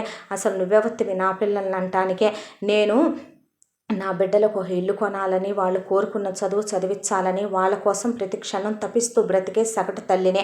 నిజమేనేమో చాలామందే వావి వరుసలు మర్చిపోయి ఈడు జోడు అని పెద్దవాళ్ళు అందుకే అంటారేమో. ఏ ఈడుకి ఆ జోడు ఉన్న వాళ్ళని పెళ్లి చేసుకోవాలి వసంత్. అలా కాకుండా నువ్వు ఇందాక చాలామంది గురించి చెప్పావు, వయసుల్లో పెద్దవాళ్ళని చేసుకున్నారు సహజమని. అలా చేసుకున్న వాళ్ళలో ఎంతమంది సుఖంగా ఉన్నారో సంతోషంగా ఉన్నారో నాకు తెలియదు. అది నాకు అనవసరమైన విషయం, అది వాళ్ళ స్వవిషయం. కానీ నా వాడికి నాకు మాత్రం ఏ రోజు నీ మీద తమ్ముడు అనే ఫీలింగ్ తప్ప నేను పెళ్లి చేసుకోవాలనే అభిప్రాయం నాకు లేదు. చూడు ఈ 50 పోర్షన్లు ఉన్న వీళ్ళ అమ్మాయి నీ మీద ఇష్టపడుతోంది. నిజం పిన్ని, నిజం బాబాయ్ అని వాళ్ళతో చెప్పింది అంకిత. ఉసే పోరం బొకల్దానా, ఏం చూసి ప్రేమించావే వీడిని? వాడి అమ్మ నోరు చూసావా? వాడి అక్కను చూసావా? వాడి వదిన్ని చూసావా? ఇలాంటి అలగా జనాల ఇళ్లలోకి వెళ్ళి నువ్వు ఉండటానికైనా నీకు బావతో నువ్వు పుట్టక ముందే పెళ్లి సెటిల్ అయిపోయింది. కాళ్ళు ఇరక్కొడతాం పదమని ఆ ఇంటి ఓనరు పెళ్ళాం కలిసి కూతుర్ని చితకబాది మీ నాన్న గారాబంతో ఇలా తయారయ్యావని ఇమీడియట్గా తీసుకెళ్ళి నిశ్చితార్థం కూడా లేకుండా కూతుర్ని తిరుపతి తీసుకెళ్ళి పెళ్లి చేసి మేనత్తింటికి తోలిపడేశారు వాళ్ళు. ఆ తర్వాత ఇక్కడుంటే కరెక్ట్ కాదు, ఇలాంటివి వస్తానే ఉంటాయని ఇల్లుగల్లావిడిని దగ్గరికి పిలిచింది అంకిత. పిలిచి వెళ్ళిపోతున్నాను పిన్ని అందే. ఎక్కడికే నువ్వు వెళ్ళిపోయేది? కష్టమో నిష్ఠూరమో ఉండమ్మా, ఇక్కడే మేమందరం ఉన్నాంగా అందావిడ. వద్దు పిన్ని, జీవితం ఇప్పటికే చాలా పాఠాలు గుణపాఠాలు నేర్పించేసింది. ఇంకా ఉండి పడే శక్తి నాకు లేదు. పిల్లలు పెరిగి పెద్దవాళ్ళు అవుతున్నారు. రేపొద్దున పిల్లల మీద ఎవరి నీడ పడకుండా పెంచుకోవాలనుకుంటున్నాను. నేను బ్రతికేదే వాళ్ళ కోసం. నేను సగటు ఇల్లాలని పిన్నే.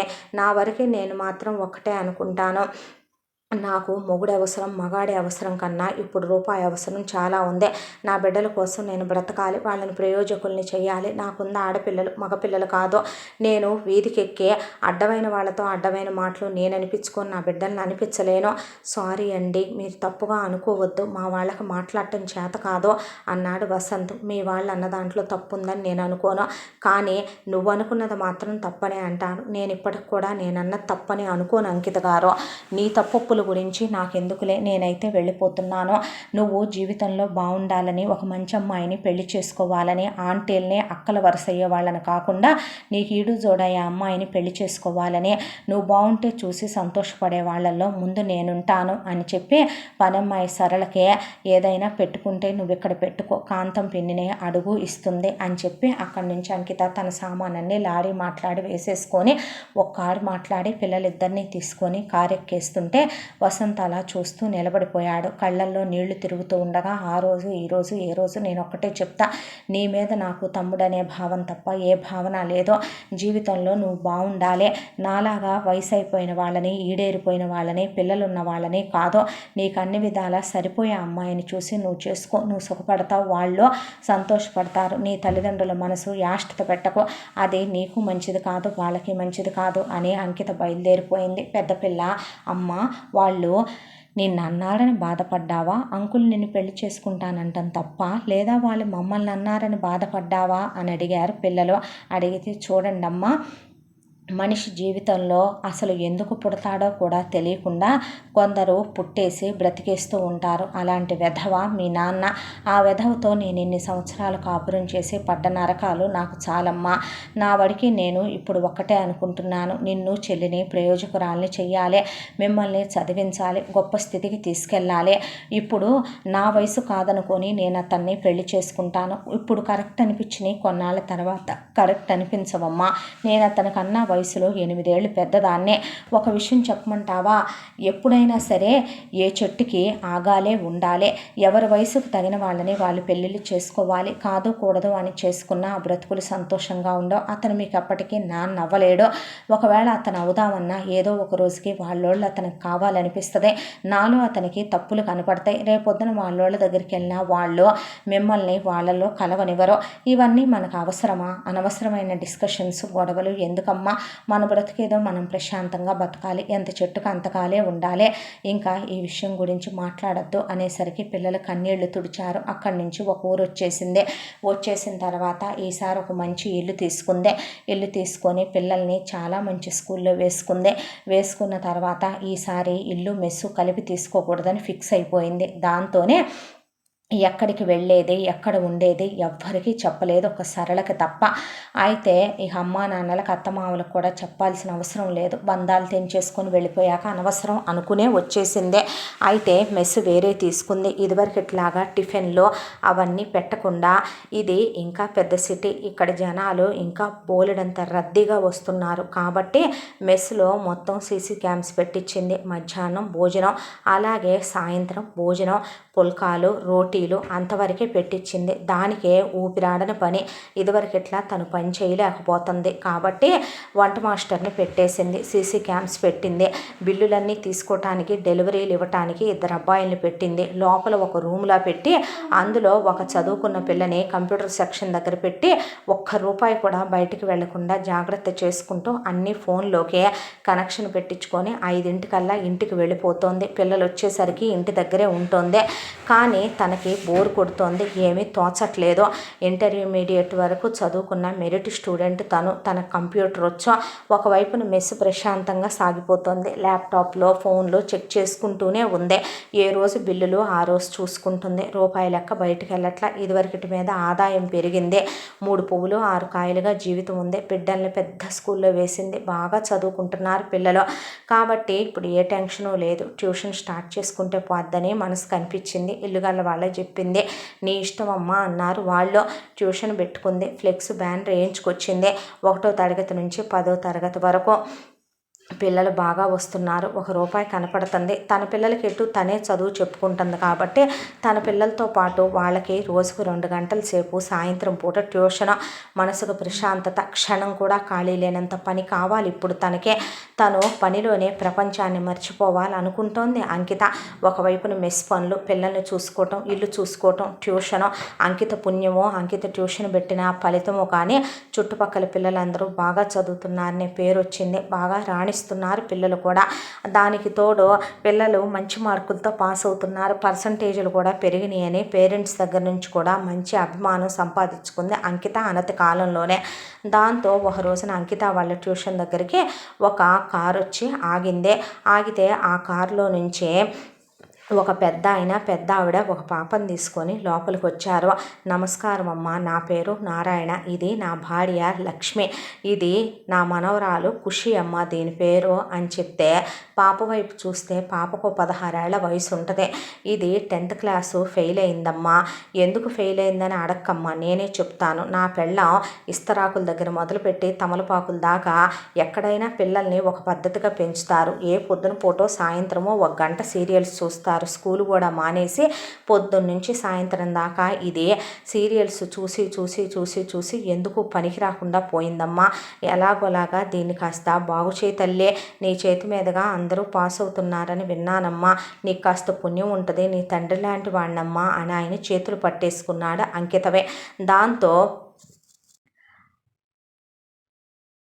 అంకితకి ఏం మాట్లాడాలో అర్థం కాలేదు. ఏమైంది పాప, సబ్జెక్టులు అర్థం కావట్లేదా అమ్మా అని అడిగిందే. అసలు దీనికి తా అంటే తూ వస్తూనే కదమ్మా, పొట్ట పొడిస్తే అక్షరం వస్తేనేగా. అసలు దానికి ఏ స్పెల్లింగులు వచ్చని 1 to 10 అడుగు, స్పెల్లింగులు వచ్చేమో ఇంగ్లీష్లో. దానికి ఏదన్నా తెలుగులో ఒక పెద్ద పదం చెప్పు అడుగు. ఏ బేబే ఎందుకు పనికి రాకుండా చేసేసిందమ్మా నా పెళ్ళాం, నా మనవరాలనే. మా అమ్మవు కదూ తల్లి, కాస్త 10th ఏదో గట్టెక్కించి పెట్టమ్మా, నీకు పుణ్యం ఉంటుంది. నా కొడుకు బంగారం లాంటోడమ్మా, పొద్దున్న నుంచి సాయంత్రం దాకా కష్టపడి మా అబ్బాయికి 4 కొరియర్ సర్వీస్ ఆఫీసులు ఉన్నాయమ్మా, క్షణం తీరికుండదు. దీనికోసం రూపాయి పోగు చేసి కష్టపడుతున్నాడు మానవుడు. ఇది చూస్తేనేమో ఇలా తయారైందే. నా కొడుకు ఎప్పుడు చూసినా చదువు అని తప్పించిపోయేవాడు. ఫస్ట్ ర్యాంకులు అని కప్పులు గోల్డ్ మెడళ్ళు తెచ్చేవాడు. అలాంటి వాడి కడుపున ఇదెలా పుట్టిందో నాకు అర్థం కావటం లేదు తల్లి, నీకు దండం పెడతానమ్మా అన్నాడు ఆ పెద్ద ఆయన. చచ్చా అవేం మాటలండి అని, అలాగే పంపించండి అంటే రోజు కారు ఇచ్చి డ్రైవర్ని ఇచ్చి పంపుతామమ్మా అని వాళ్ళు అప్పచెప్పి వెళ్ళారు. అయితే ఖుషితో పాటు వాళ్ళ నాన్నమ్మ లక్ష్మి కూడా వచ్చి పిల్లని దింపటానికని, నువ్వు సీరియల్స్ చూడవా అమ్మా అనేపాటికి వెనకాలే నారాయణ వచ్చి, ఏ సీరియల్సే అంటే, నాకు తీరిక ఉండదు కదా ఆంటీ గారు అంది అంకిత. అయ్యో, రాత్రి 10ంటికి వచ్చేవి కూడా ఉంటాయమ్మా, చూసావుగా అమ్మ, ఇది దీని తీరు, ఇది దీని పద్ధతే.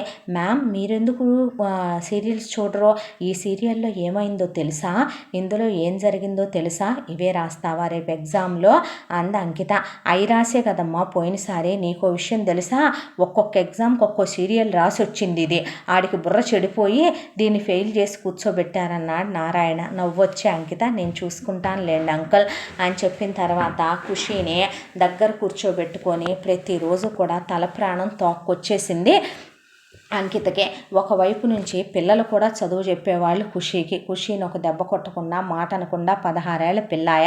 పిల్లలు గాలితనం, తప్పుడుతనం, ప్రేమాయణాలు నడపటం, అడ్డమైన మగ పిల్లలతో మాట్లాడటం, కన్ను గీటటం ఇలాంటివి లేవు. కానీ టీవీ అంటే చచ్చిపోద్ది, సినిమాలంటే చచ్చిపోద్ది, అది కంటి చూపుతో టీవీ ఆన్ చేయగలదమ్మా, నువ్వు టీవీ హాల్లో తీసేవా ప్లీజ్ అని చెప్పెళ్ళాడు నారాయణ ఒక రోజున.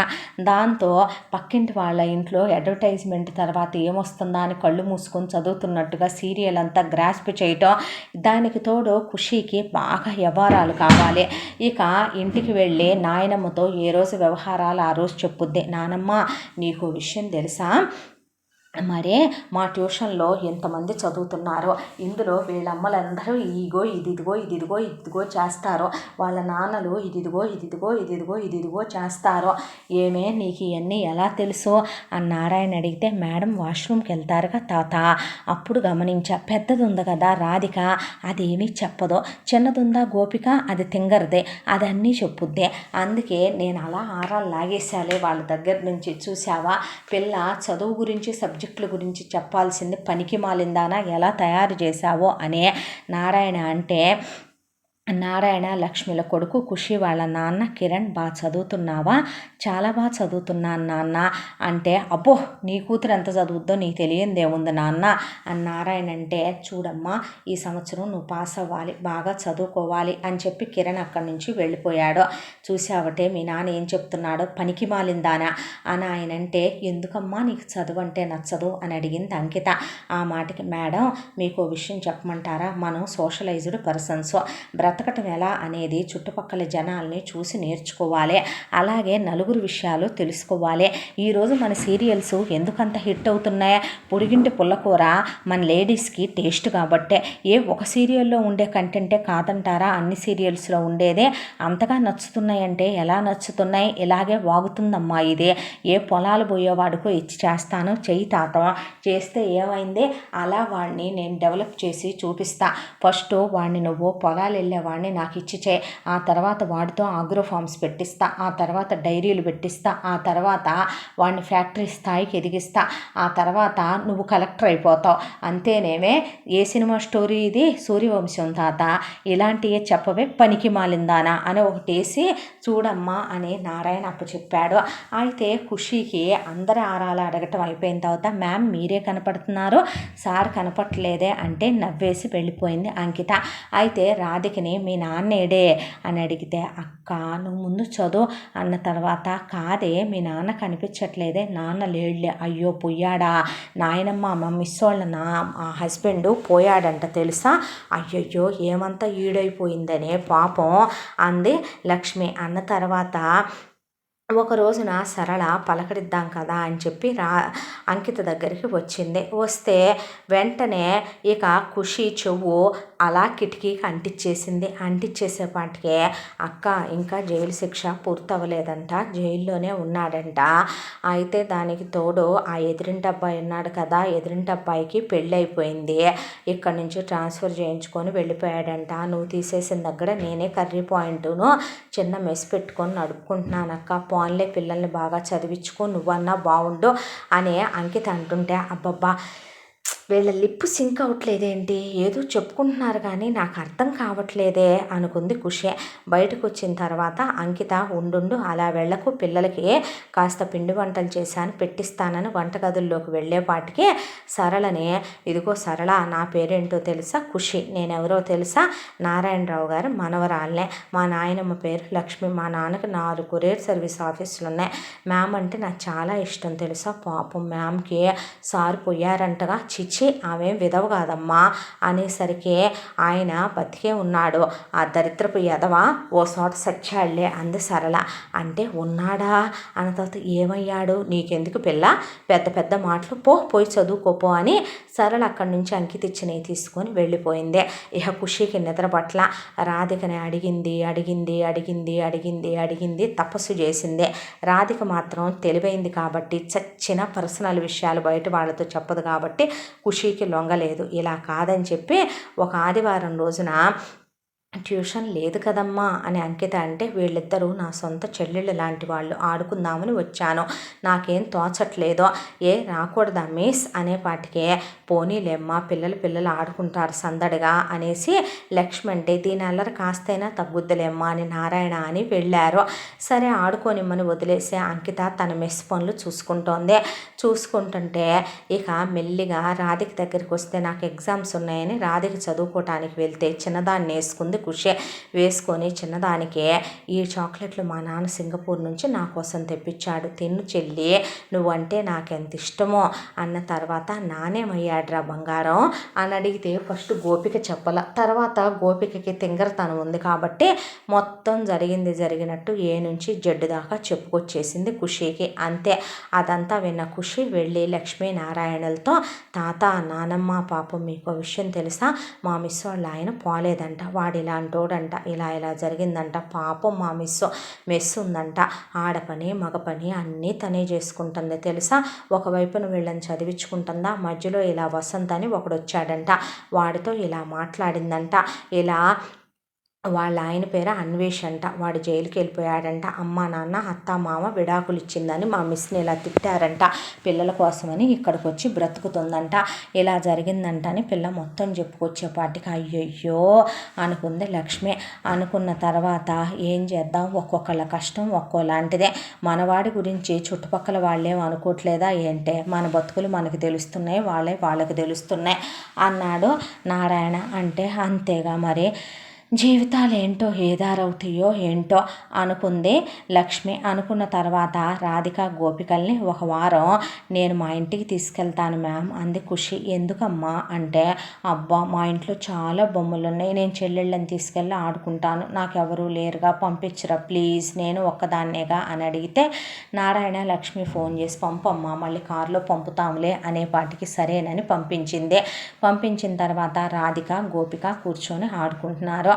లక్ష్మి పిల్లలకి స్నాక్స్ పెట్టింది, భోజనం పెట్టింది, పిల్లలు కూర్చొని ఆడుకుంటుంటే ఈలోపు కిరణ్ ఆ రోజు పెందలాడే వచ్చేసాడు. ఆదివారం అనే తన కొరియర్ సర్వీస్ ఆఫీస్ నుంచి వచ్చిన తర్వాత ఎవరమ్మా అని అడిగాడు ఖుషీనే. అడిగితే వీళ్ళ మా ట్యూషన్ మ్యామ్ ఉన్నారు కదా, వాళ్ళ పిల్లలిద్దరు, దీని పేరు రాధిక పెద్దది, దీని పేరు గోపిక చిన్నది. అంటే పిల్లల్ని తల మీద నిమిరి ఏం చదువుకుంటున్నారమ్మా, ఎక్కడ చదువుకుంటున్నారని, సరే ఆడుకోండి లోపలికి వెళ్ళి ఫ్రెష్ అయ్యి వచ్చి స్నాక్స్ తిని అలా కూర్చున్నాడు. కూర్చునేసరికి నారాయణ చెల్లెలు భర్త కలిసి నారాయణ చెల్లెలు కూతురు మేనగోడలు సునీతని తీసుకొని అక్కడికి వచ్చారు. వస్తే ఎలా ఉన్నావు బావా అంది సునీత. అంటే అన్నాడు కిరణ్. బావా బావా బావా బావా బావా బావా బావా అని ఒకటే గొడవ. మళ్ళీ మొదలు అంది ఖుషి. ఉషో అంది లక్ష్మి. ఏంటే ఇటు తగలడ్డావు అన్నాడు నారాయణ చెల్లెల్ని. ఏం లేదన్నయ్య పలకరించి వెళ్దామని. అయినా అసలు విషయం చెప్పవేమే మీ అన్నయ్యకి అన్నాడు సునీత వాళ్ళ నాన్న సునీత వాళ్ళ అమ్మని. ఏంటట ఆ విషయం అని అడిగాడు నారాయణ. అడిగేపాటికి చల్లకొచ్చి ముంద దాచడం ఎందుకన్నయ్య, నేను ఎప్పటి నుంచో అంటూనే ఉన్నా నీతో. మొన్నటిదాకా అంటే గవర్నమెంట్ ప్రకారం కూడా దీనికి పెళ్లి వయసు రాలేదని నేను మిమ్మల్ని తొందర పెట్టకూడదని అడగలేదులే, కానీ పెద్దదానికి ఇప్పుడు 21వ సంవత్సరం, ఇంజనీరింగు సెకండ్ ఇయర్లో ఉందే. ఈ సంవత్సరంతో సెకండ్ ఇయర్ అయిపోద్ది. మన కిరణ్కి ఇచ్చి పెళ్లి చేస్తే ఖుషి ఎటు రేపొద్దున పెళ్లి చేసుకొని వెళ్ళిపోద్ది. కాబట్టి అత్తారింటికి శుభ్రంగా వాడు నా కూతురు ఈడు జోడుగా ఉంటారు. మళ్ళీ 2 పిల్లలు పుడితే ఈసారి వారసుడు పుడితే చక్కగా మీరు ఎత్తుకొని ఉండొచ్చు. పిచ్చి పిచ్చిగా మాట్లాడితే మర్యాదగా ఉండదు. ఎందుకు ఇప్పుడు అనవసరమైన మాటలన్నీ అన్నాడు నారాయణ. అలా మాట్లాడతావేంటన్నయ్యా నువ్వు, వాడికి పెళ్లి చేసిందన్న మాటే కానీ వదినా నువ్వు వాడు ఏ రోజన్నా సుఖపడ్డాడా? పెళ్ళైన క్షణం నుంచి వాడు ఎన్ని నరకాలు అనుభవించాడో. అది వాడిని వీధినే పెట్టిందా, ఒంటి మీద చేయలేదని బజారుకే ఎక్కిందా? చివరికి వాడిని బెదిరిద్దామనేది తాగి సచ్చి వాడిని చివరికి పిల్లతో సహా దిక్కులేని వాడిని చేసి దాని దారిన అది పోతే లేదు. కానీ నువ్వేం మాట్లాడుతున్నావు అన్నయ్య అనేపాటికి కిరణ్ మనసు ఒక్కసారిగా గతంలోకి జారిపోయింది. అప్పుడు కిరణ్ను చాలా చిన్నవాడు, డిగ్రీ ఫస్ట్ ఇయర్ అయిపోయిందే. ఎన్నెన్నో కలలు, ఎన్నెన్నో ఆశలు. పీజీ చెయ్యాలి, పెద్ద పెద్ద చదువులు చదువుకోవాలి, దాంతోపాటు పిహెచ్డి చేయాలి, పెద్ద జాబ్ చేయాలి, లైఫ్లో ఎదగాలి. పడి చదవటం తప్ప పక్క చూపులు చూసే అలవాటే లేదు. అమ్మా నాన్నలకు ఒక్కడే కొడుకు, పుట్టక పుట్టాడు. డిగ్రీ ఫస్ట్ ఇయర్ రిజల్ట్స్ వచ్చినాయి అనే ఆనందంతో ఇంటికి వచ్చాడు. ఈలోపు అమ్మ నువ్వు పెళ్లి చేసుకోవాలి అని బాంబు పేల్చింది. నేను పెళ్లి చేసుకోవటం ఏంటమ్మా, పిచ్చి పట్టిందా నీకు అని లక్ష్మిని అడిగాడు. నా స్నేహితురాలు సుభద్రరా, చిన్నప్పుడు జీళ్ళు కొబ్బరి లౌజులు కొనుక్కుంటూ పెరిగామిద్దరం. అలాంటిది దాని మొగుడు మంచోడు కాదు, కొట్టి తిట్టి దాన్ని నరకాలు పెట్టి మొత్తానికి వాడి దారిన వాడు సచ్చాడు. ఆ తర్వాత దాని యదాన 3 పిల్లల్ని పడేశాడు. అందులో దానికి 2 కొడుకులే. పెద్ద కొడుకుని పెద్ద కోళ్ళు ఇల్లరికం తీసుకెళ్ళిపోయింది, రెండో వాడిని రెండో కోళ్ళు ఇల్లరికం తీసుకెళ్ళిపోయింది. మిగిలింది దాని కూతురు, ఇదిగో ఇదే, దీని పేరు సరోజ. దీనికి 18 సంవత్సరాలు. పోతూ వాళ్ళమ్మ దీన్ని ఎవరికప్పు చెప్పినా పని మనిషిని చేస్తారు, వేశ్యావాటికలకు అమ్ముతారు, నువ్వైతే కన్న తల్లిలా కడుపులో దాచుకుంటావు అని నాకు అప్పు చెప్పిందే. నీకిచ్చి చేయమనమని అడిగి మాట తీసుకుంది. చేస్తానన్నాను. చేసుకో అన్న తర్వాత నాకు ఇప్పుడే పెళ్లి చేసుకునే ఉద్దేశం లేదన్నాడు. అనేసరికి తిండి తిప్పలు మానేసింది లక్ష్మి. భీష్మించి కూర్చుంది. దాంతో ఇహ మనిషి పడిపోయింది. పడిపోయిన తర్వాత హాస్పిటల్ తీసుకెళ్తే ట్రీట్మెంట్ చేయించుకోనందే. హాస్పిటల్లో కనిపించిన ఏవో మెడిసిన్స్ మింగేసింది. క్రిటికల్ కండిషన్లోకి వెళ్ళాక నువ్వు పెళ్లి చేసుకుంటానంటేనే ట్రీట్మెంట్ తీసుకుంటాననే పాటికి సరి చేసుకుంటానన్నాడు కిరణ్. అన్న తర్వాత లక్ష్మి ట్రీట్మెంట్ చేయించుకుంది. ఆ తర్వాత కిరణ్ మాట పలుకు లేకుండా అయిపోయాడు. నారాయణని బలవంతంగా ఒప్పించింది, సస్తానని బెదిరించింది. కిరణ్కి సరోజనిచ్చే పెళ్లి చేసేసింది. అయిపోయిన తర్వాత పెళ్ళి అయితే అయిపోయింది, కానీ నా పిహెచ్డి అయ్యేంత వరకు కూడా ఫస్ట్ నైట్లు అలాంటి ఏమీ వద్దన్నాడు. దాంతో సరోజ వీధికి ఎక్కింది, జుట్టెర పోసుకుంది, రోడ్డు ఎక్కేసిందే. వీడు మగాడు కాదు, నపుంసకుడిని ఇచ్చి చేశారు, నాకు తల్లి తండ్రి లేదని అనాథనని దిక్కులేని దాన్నని నన్ను నా ఒంటి మీద చెయ్యని అంటున్నాడు. వామ్మో వాయో అనేపాటికి కిరణ్కి లైఫ్ ఏంటో అర్థం కాల. అంతా చీకట్లు కమ్మేసింది. తన స్నేహితులు ఎలా ఉన్నారు, చలాకీగా ఆడుతూ పాడుతూ, ఈ వయసులో తనకి కర్మ ఏంటి అని ఏమీ అర్థం కాల. సెకండ్ ఇయర్కి వెళ్ళి చదువుకోవటం మొదలుపెట్టాడు. డైరెక్ట్గా కాలేజీ దగ్గరికి వెళ్ళి అందరి ముందు నన్ను పమిట జార్చమంటారా, పోనీ నువ్వు వస్తావా వీడికి బదులని కిరణ్ స్నేహితులను అడిగేపాటికి కిరణ్ తల నరికేసినట్టు అనిపించింది. నారాయణ్నే ఎటు నీ పెళ్ళాం సంసారానికి పనికిరాదని నువ్వు నా గదిలోకి వచ్చి నన్ను అనుభవిద్దాం అనుకుంటున్నావా అనేపాటికి కిరణ్ ఒంటి మీద చెయ్యక తప్పలేదు. దాని ఫలితాన సరోజ గర్భవతి అయ్యింది. పిల్లలు పిల్లలు పిల్లలు పిల్లలు అని మొత్తానికి గర్భవతి అయిన తర్వాత ఖుషీని ప్రసవించేలోపు లక్ష్మిని తిప్పలు పెట్టి 3 చెరువుల నీళ్లు తాగిచ్చిందే. లక్ష్మిని కాళ్ళకు సాక్సులేయమనేది, స్నానం చేయించమనేది, తలకు సాంబ్రాణేయమనేది, అలాగే వాష్రూమ్కి తీసుకెళ్ళమనేది, గంటకోసారి పళ్ళ రసాలు అవి ఇవి అని చెప్పి లక్ష్మికి చుక్కలు చూపించేపాటికి లక్ష్మికి షుగరు, బీపీ, అల్సరు అన్ని రకాల రోగాలు వచ్చేసినాయి. ఆ తర్వాత ఖుషి పుట్టింది. కిరణ్ సెకండ్ ఇయర్ కంప్లీట్ అయిపోయింది. తను తండ్రి అయిపోయాడు. బాధ్యత. పాపను చూసినప్పుడు అసలు ఏమనుకోవాలి ఏంటి ఏం అర్థమయ్యేది కాదు, కానీ పాపం అదేం చేసింది అనిపించేదే.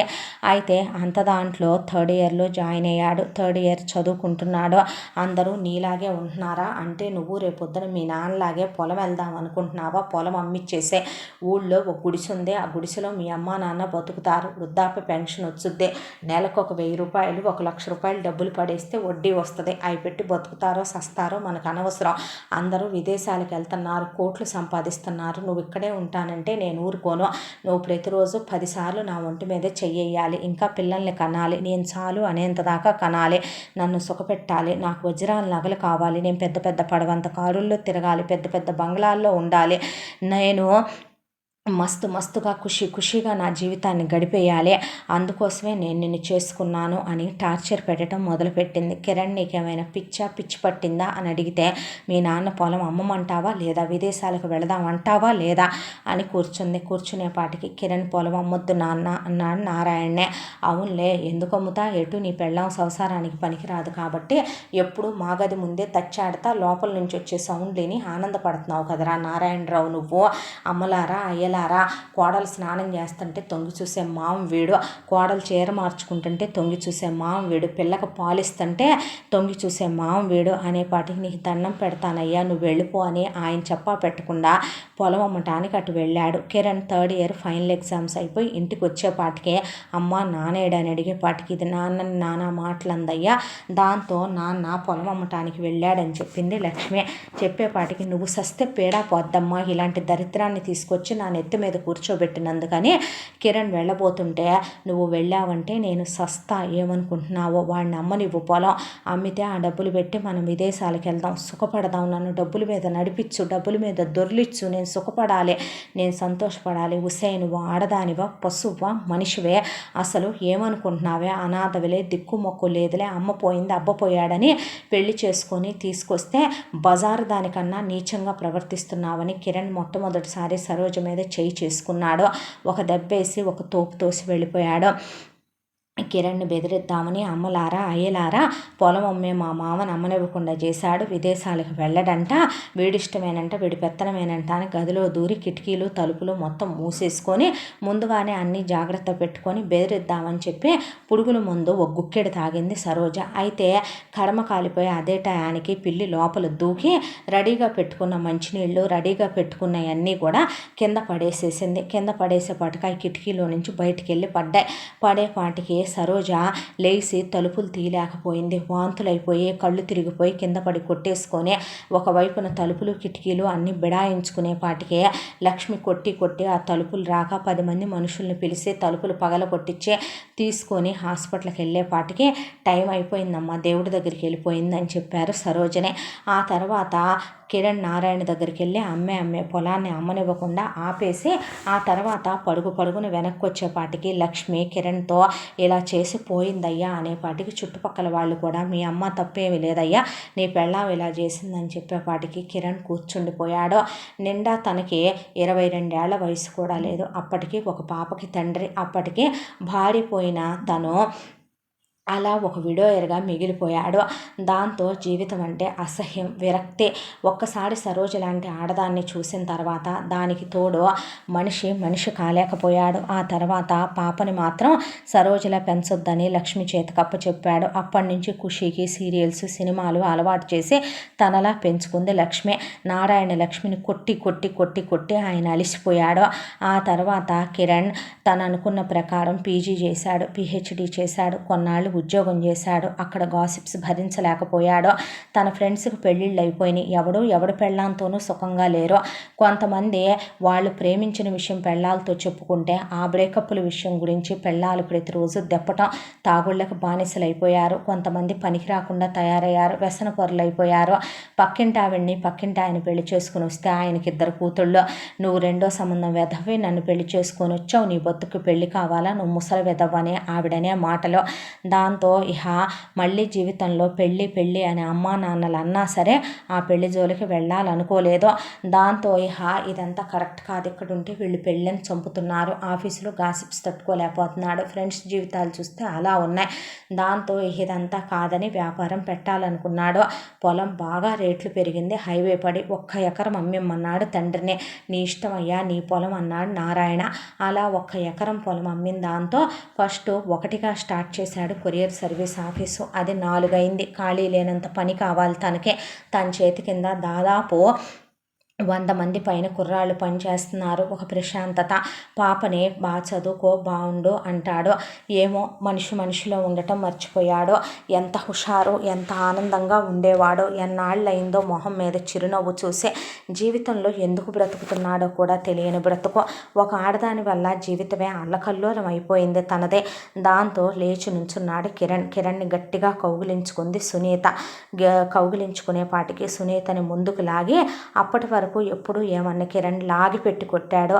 ఎంత చిన్నదానివే నువ్వు నాకన్నా, నా వయసు ఎంత ఇప్పుడు 37, నీ వయసు ఎంత, నీకన్నా నేను ఎంత పెద్దో తెలుసా, మీ అమ్మ నిన్ను ఎప్పుడు కందో తెలుసా, నా 10th అప్పుడు కన్నదే మీ అమ్మ అంటే నిన్ను నేను ఎత్తుకొని తిప్పాను.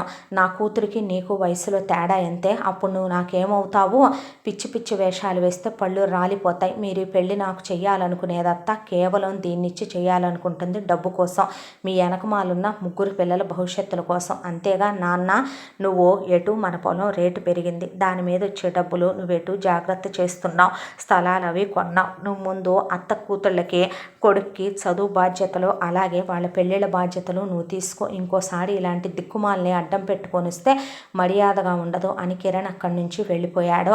వావి వరసలు లేని పిచ్చి పనులు చేస్తే పళ్ళు రాలుతాయని నారాయణ చెల్లెల్ని కొట్టి చెక్కు రాసి చెల్లెలు మొహాన్ని విసిరేసి అక్కడి నుంచి గెంటి పడేశాడు.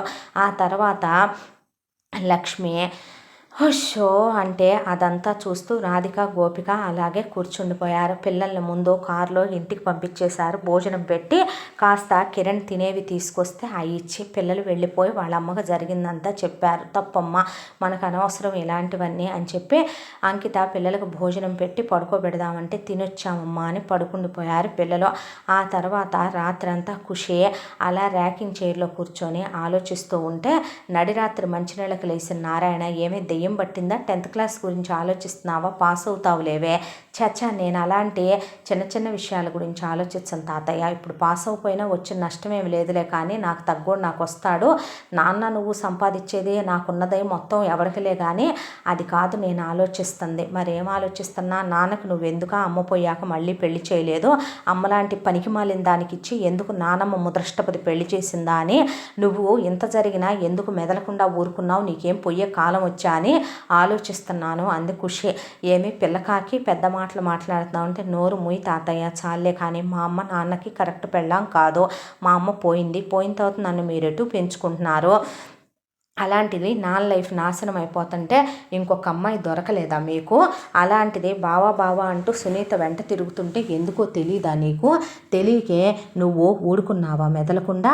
సరే, ఇప్పుడు జరగాల్సిందేదో జరిగిపోయింది, అవ్వాల్సిందేదో అయిపోయింది. ఎటు మా మిస్కి వాళ్ళ ఆయన లేడు, ఎటు నాన్నకి అమ్మ లేదు. కాబట్టి ఎందుకు మా మిస్కిను అలాగే నాన్నకి పెళ్లి చేయకూడదు? నాకు అప్పుడు 2 చెల్లెళ్ళు ఉంటారు, అమ్మ ప్రేమ దొరుకుద్ది, వాళ్ళకి నాన్న ప్రేమ దొరుకుద్ది, తనకి వాళ్ళిద్దరికీ అక్కగా నేనుంటాను, నానమ్మ తాతయ్యగా మీరుంటారు.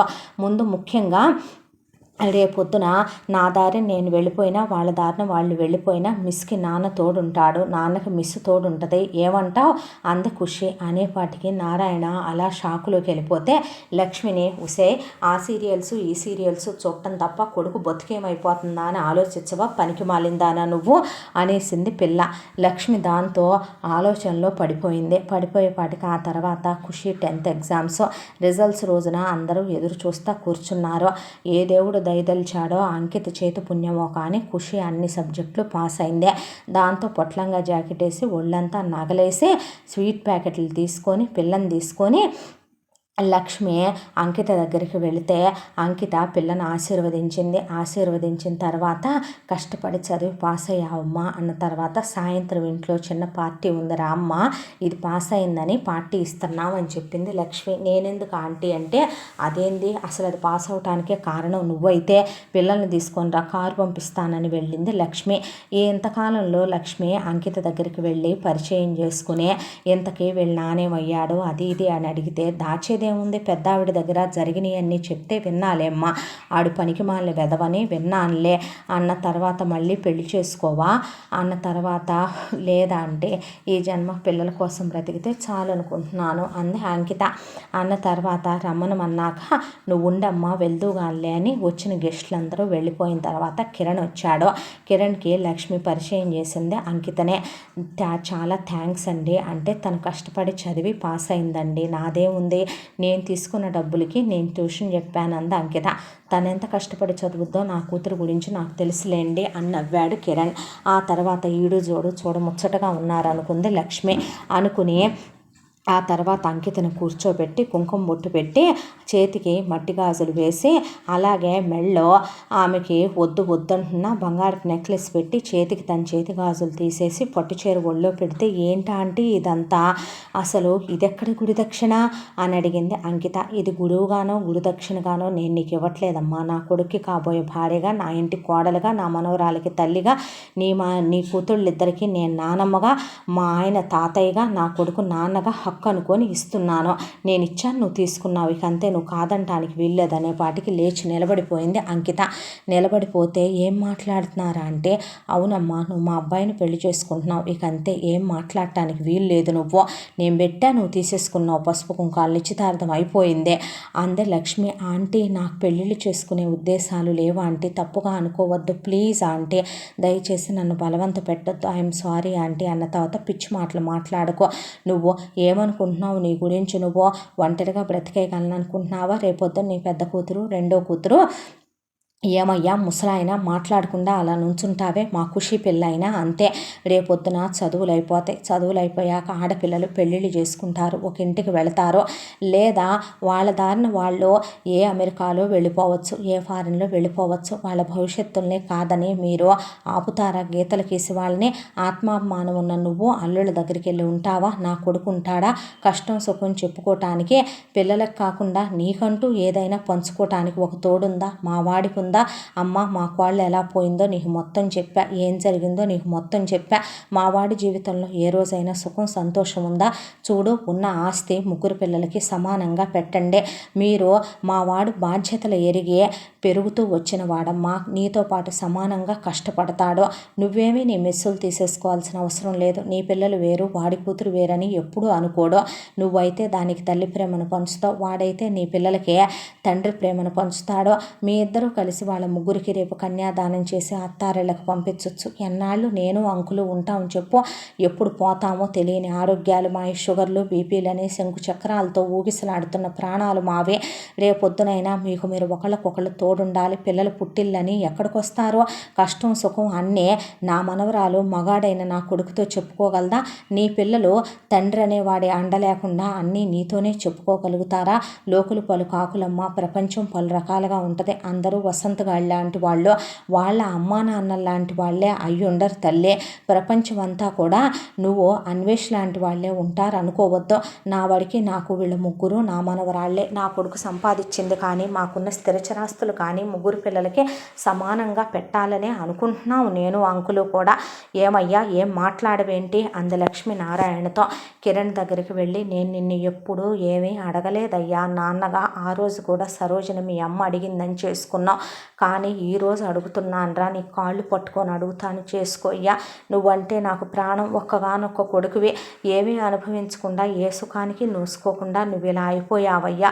నీకు దండం పెట్టి అడుగుతున్నానరా, కాదనబాకంటే నాన్న అనేసరికి ఓ నీ కాళ్ళు పట్టుకోనా అన్నాడు నారాయణ. నాన్న అనేశాడు కిరణ్. ఏంటమ్మా ఈ పిచ్చి మాటలు? ఆవిడ ఇష్టాలతో సంబంధం లేకుండా అనేపాటికి ఖుషే. మ్యామ్ మీరు నాకు అమ్మ కాలేరా? వీళ్ళిద్దరికీ నేను అక్కనవుతాను. నాకు ఎప్పటి నుంచో ఇద్దరు చెల్లెళ్ళుంటే బాగుండు అనుకుంటున్నా. దేవుడు వీళ్ళిద్దరినీ నా చెల్లెళ్ళని చేశాడు. ఏమే నేనొద్దా మీకు అక్కగా? మీరు నాకు చెల్లెళ్ళు అవ్వరా? మీకు నాన్నొద్దా? మా నాన్న మీకు నాన్న అవుతాడో. మీ అమ్మని నా అమ్మగా చేయలేరంటే నాకు తల్లి ప్రేమనివ్వలేరా అనేపాటికి చిన్నపిల్ల నానమ్మ తాతయ్య చెప్పింది కరెక్టేగా అమ్మ అనేపాటికి అంకిత కళ్ళెత్తి చూసింది.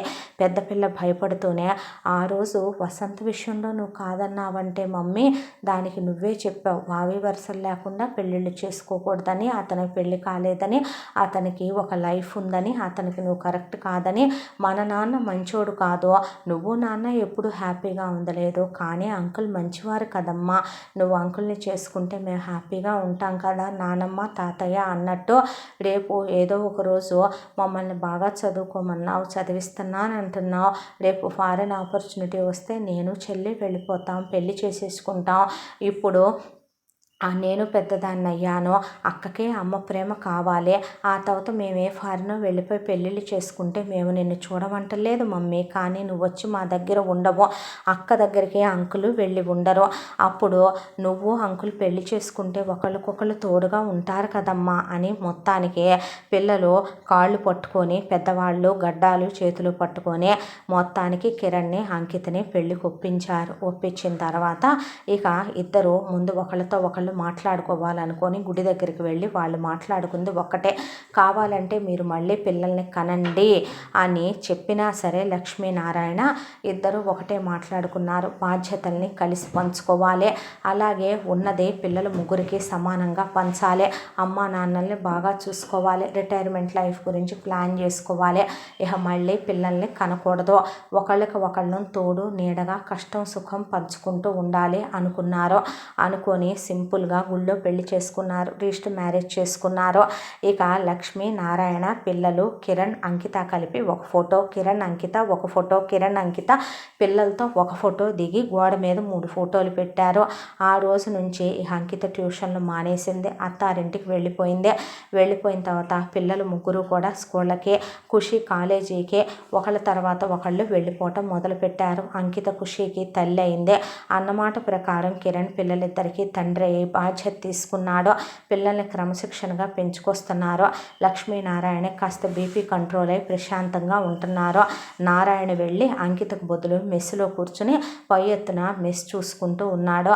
అంకిత ఒక్కడే కిరణ్ 4 కొరియర్ ఆఫీసులు చూసుకోవడాన్ని రెండింటి బాధ్యత తను చూసుకుంటోంది. నీ చదువు ఇక్కడతో ఆగిపోకూడదని కిరణ్ అంకిత చేత డిగ్రీ రాయించి మళ్ళీ పీజీ కూడా చేయించాడు.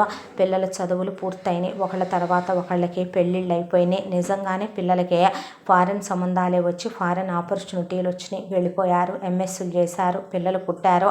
లక్ష్మీనారాయణ కన్ను మూశారు. అంకిత చేతుల మీదుగా కన్న కూతురు చేతుల మీదుగా వెళ్ళిపోయినందుకు ఎంత హాయిగా ఆనందంగా ప్రశాంతంగా తమ కొడుకుని కోడలి చేతిలో పెట్టి కన్ను మూశారు వాళ్ళు. ఇక అంకిత మెస్ కంప్లీట్గా తీసేసింది. పిల్లలు ముగ్గురికి ఒక్కొక్కళ్ళకి 2 పిల్లలు. ప్రతి 6 నెలలకి ఒక్కొక్కళ్ళు చొప్పున ఫారెన్ నుంచి వచ్చే 1 నెల రోజుల పాటు అమ్మా నాన్నలతో గడిపి వెళుతూనే ఉంటారు పిల్లలు.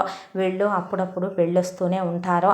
ఇక కిరణ్ ఎప్పట్లాగా ఆ కొరియర్ ఆఫీసులకే ఇద్దరు కలిసి వెళ్ళొస్తూ ప్రశాంతంగా ఇద్దరు ఒకళ్ళకొకళ్ళు తోడు నీడగా బ్రతుకుతున్నారు. ఏ కష్టం ఏ బాధ వచ్చినా ఇదివరకే ఎవరికి చెప్పుకోవాలో తెలియక ఏదడిగినా తిరిగి సమాధానం చెప్పలేని ఆ భగవంతుడికి చెప్పుకొని దేవుడా నువ్వే దిక్కు, దేవుడా నువ్వు ఏ దిక్కు అనుకొని అంకిత దిండు తడిచిపోయేలా ఏడ్చిన ఎన్నో రాత్రులు ఎన్నో రోజులు గుర్తుకొచ్చేవి అంకితకి. ఇప్పుడు తనకు అవసరం లేదు. తన పక్కన ఒక మనిషి ఉన్నాడు, ఒక తోడున్నాడు.